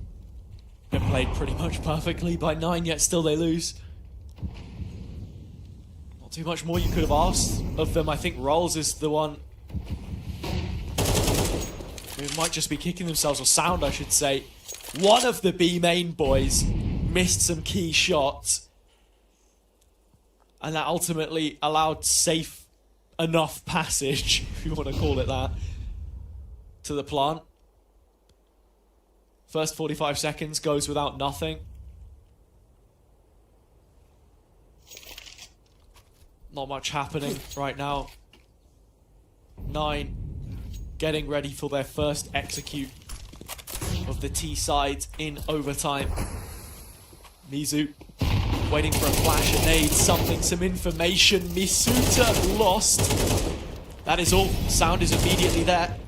There's still 2 players towards this B site, but they've got to stand their ground. The next is lost. Ant's gone. Rain backside, playing around the smokes, but the spam won't stop the bomb plant. In fact, he is yet to pull the trigger, but most of his health has been lost. Lamparda out from dark, and all of a sudden, Hotu come back swinging. AWP to hold down the line. A chance for the defuse to come in. There's a kit on every player. This is nothing like regulation. In OT, Hotu coming alive once more. The full stick to make it 14 all. Sound can only watch the top of his screen say that there are 2 rounds left in it and Hotu are still alive.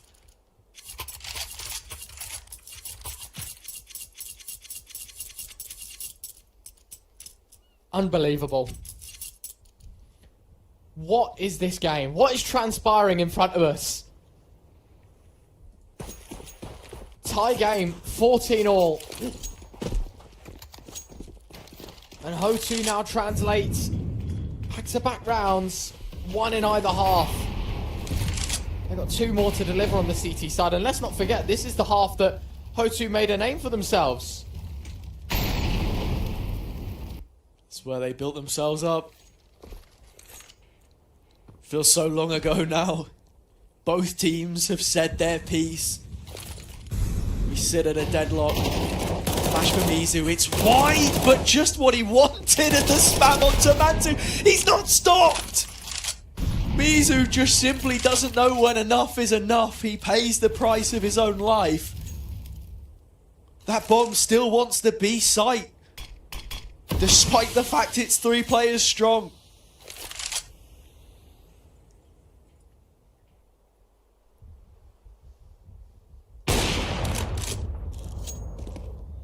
Trying to hit another. That's 4v2. That kills off the round completely. Whether it was going to be him or Lamparda tucked in towards double doors, 9 left down to their last 2. You have to go for this. Halved in numbers, cut down to size, rain on the off angle, watching the peek in. First bit of damage to Masuta, but he's just wondering, where is this second player? They're backed up in dark. And still, no more information from that first CT. There's 3 of them now. They've multiplied right under Rolls' nose, and he's so slow on the uptake that it's Rain again that finishes it off by himself. 15 for Hotu, map and series point.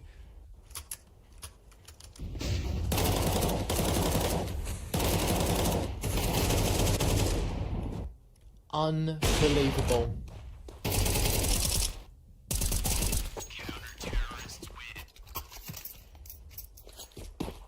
One more to go for Hotu. The defense needs a singular round. You only need 1, and that's just to stay in this contest. For double OT's sake.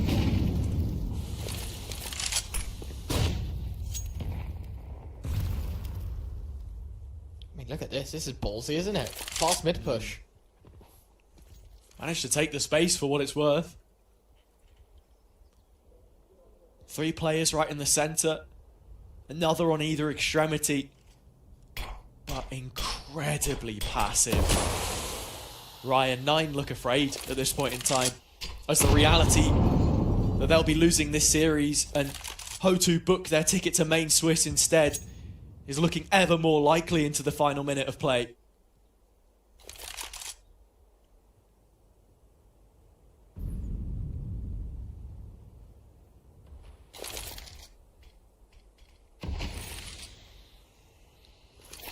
Smoke towards main at least times nicely. 9, 3 players outside B, 1 in middle, and 1 sort of holding the water to B push from top middle. I mean, 30 seconds, you've got to just regroup here and go. They're waiting on Rawls to get into a better position to help, but I think they've missed their time and their opportunity. Rawls has just about managed to get cross. 20 seconds, can't be relying on him now. This execute has to suffice right through the choke. Mantu and Sound arrive, but Mizu spams away, and Rawls finally shows up. Lamparda gone, Mizu still here. The plant needs to go in. He could deny it. He spotted the first of a handful of players. They're both on the default spot, and it's down to Fine Shine. AWP walking back in through dark. Mantu gives the peek, but Fine Shine was clearing close in the meantime. 15 all, and the second bout of OT is right up ahead.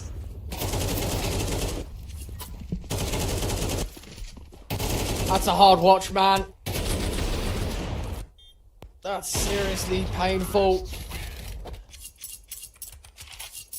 Not even 30 rounds can separate these two. Another set of 6 to come. Hotu continue on the defense. It's 9 that will push buttons on the attack once more.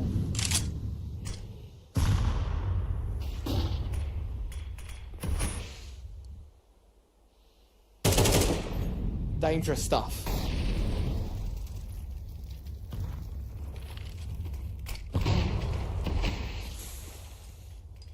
Again, 9 so reserved on this T side.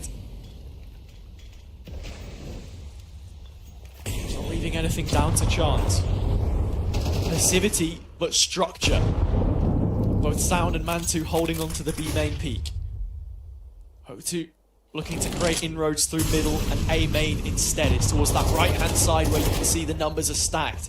The issue being the bomb's heading elsewhere. Rotation called. One more number dropped off. It's Mizu through Temple. A 5-on-2 on site. Rain's going to be nowhere near this when the execution comes in.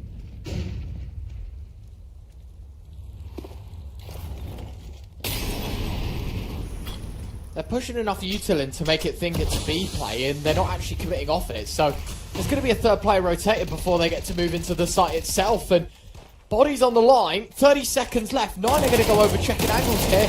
And Mizu able to exploit these defenses. 4 kills in 2 seconds.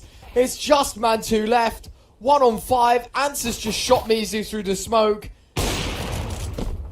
There's been some TK in the mix, some 1Ging today. But it is Hotu back in front. Oh! Okay, dude.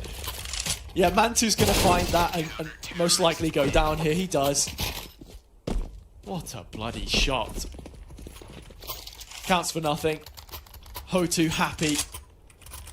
Playing in front of the flash through dark. Nicely done by Mizu on the site defense. But as you said, 9 threw so much utility out before committing. It allowed Rain to wrap back around spawn. He wasn't fully sold on what site he should be playing on. Any kind of fake pressure towards A there later into the round. And Hotu fall, hook, line and sinker. Not to be mid the focus from both teams on this round instead. Volley shines in the flames, not again! Masuta fully capitalizing off it. Rain is behind this. 9 creeping up. We knew the numbers to be there. The flash is perfect. It's an execution! Masuta with 3. A hat trick of the spray transfer. I thought that flick shot from Mantu was nice, but it just gets better and better. Oh my word. That is some transfer from Masuta. Gorgeous.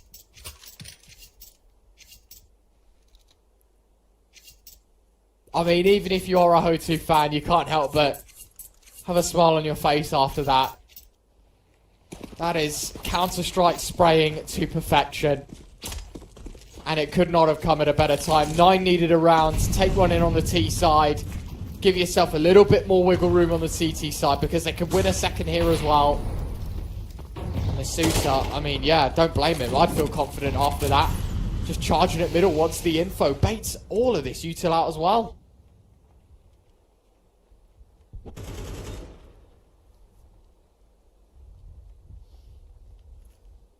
Big individual plays from 9. That one a round winner.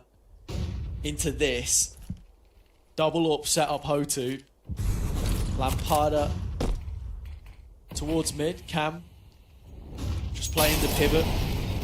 Fine Shine fully focused on B main. Deep information. No smokes put up. They should be calling the rotate now towards B. Oh, A, I should say. Util's caught out. It's very awkward. 9 have just about got the plant in eventually as Mantu finds his 34th kill of Anubis. Peeks out from mid. The cleanup crew have arrived. It's bucket and mop type stuff, and Rain is the last one left to be swept across the floor. Masuta peeks in, does find that. Slow on the trade. Rolls is still sat towards upper, holding this angle, waiting for Rain to drop back for a second, and he'll get his just deserves.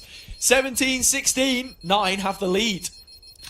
Yeah, 2 rounds, big ones as well on the T side, Harry. Move on to the defense, which statistically is the worst side, but traditionally in this map has been the better one between these two teams.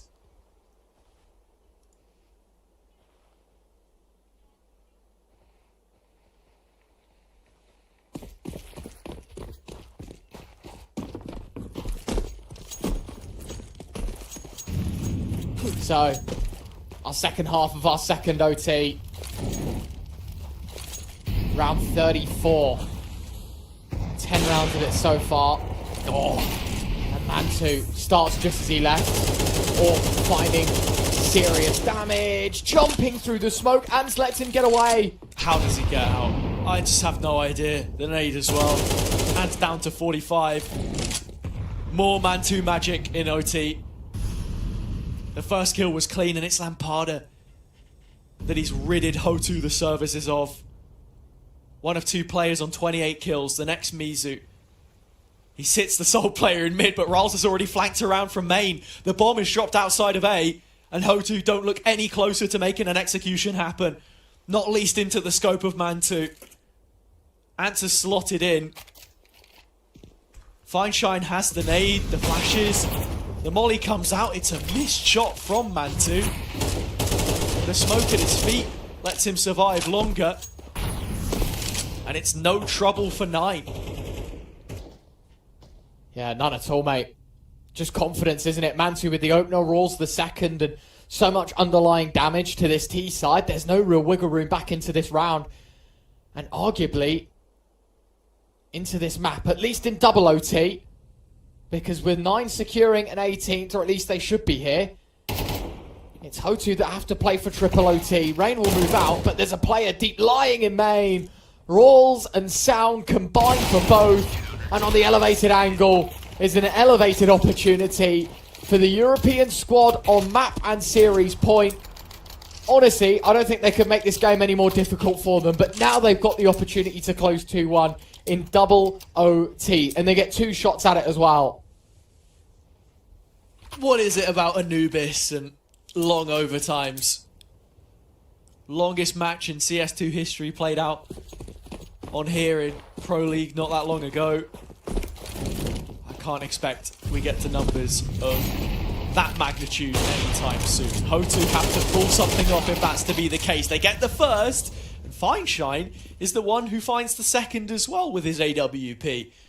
4 versus 3 situation, and in terms of map control, 9 don't really have all too much. Rolls was looking for something, but for the amount of times he's made a play like that, Hotu expected it and caught his number.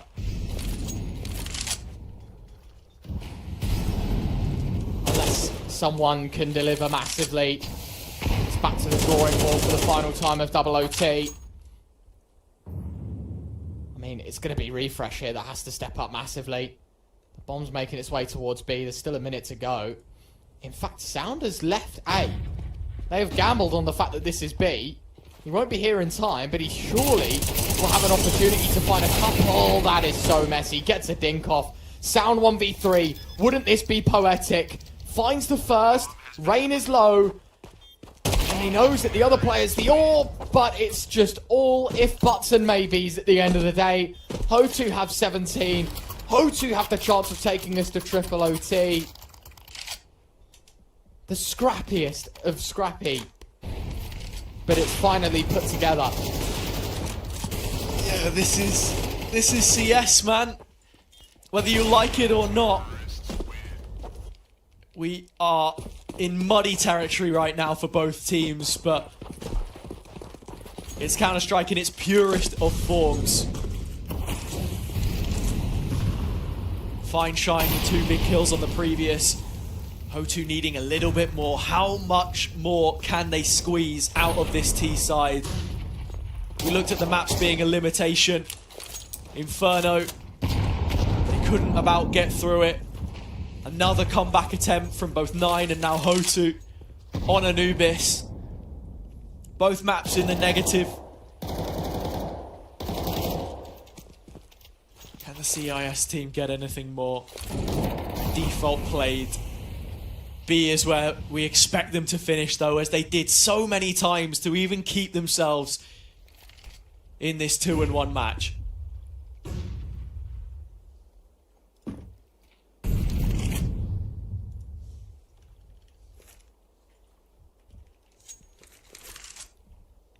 "50 seconds, less than a minute for Hotu to make their final move.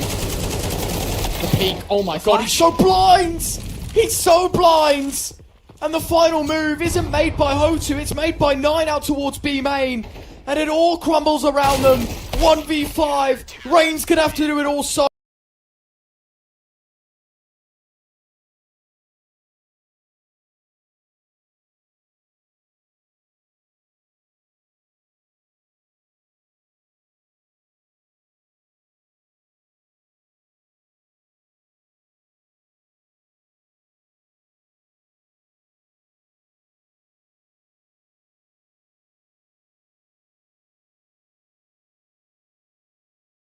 They were down 10-4, for goodness sake. And on the final round of double OT there, to get proactive in an area of the map where you know Hotu have consistently held at that stage of the game, just says everything you need to know and shows the side of 9 which we just didn't get all too often. A bit of quality to keep them through it and keep Hotu honest in the end. They'll drop down into the 2-2 game, while 9 have qualified for main Swiss with a 19-17 win on Anubis.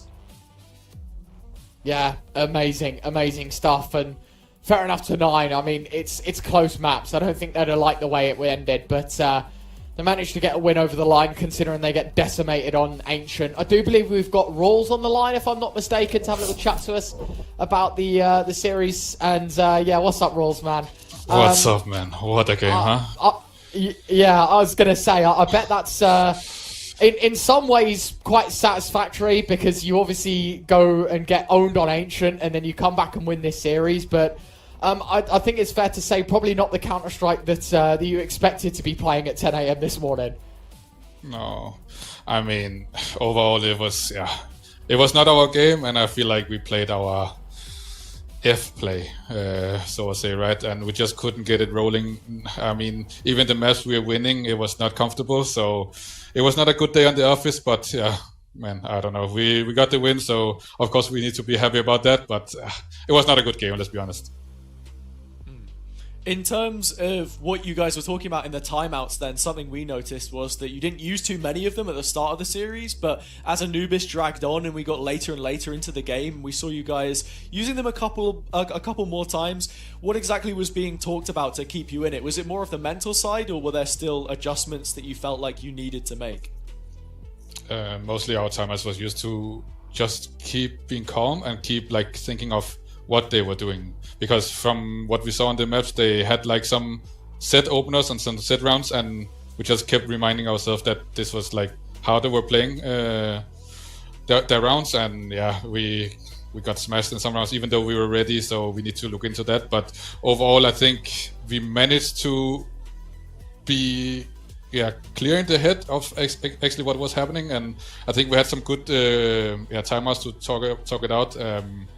So yeah, I mean, we lose many stupid rounds, but yeah, that's just here sometimes, and we of course need to look into that. But it was not pretty today. Let's just say it like that.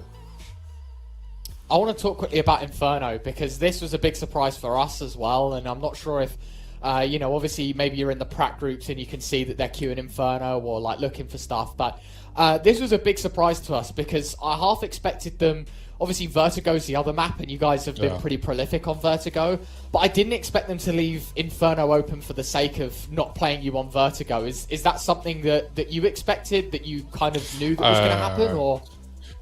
For me, like we prepared Vertigo, of course, because it looked like the permaban on Inferno. But before I went to bed yesterday, I saw they played qualifier yesterday, where they also played Inferno. So I had it in my mind that okay, will they actually ban Vertigo, right? But yeah, it was. We could also see it was not a map they were like super comfortable on, but even yeah, I don't know. It was mostly on our own behalf, like, which it was, I don't know, man. It was a bit of not. I don't even know what to say, to be honest. Like, of course it's a win, but it was. I keep saying it, but yeah, it was not a pretty win. But we kept our cool, and I mean that's what wins in the end. That we keep our calm and we keep fighting for every round, and I think that's something we have been really, really, really good at. Like, keep fucking believing. Oh shit!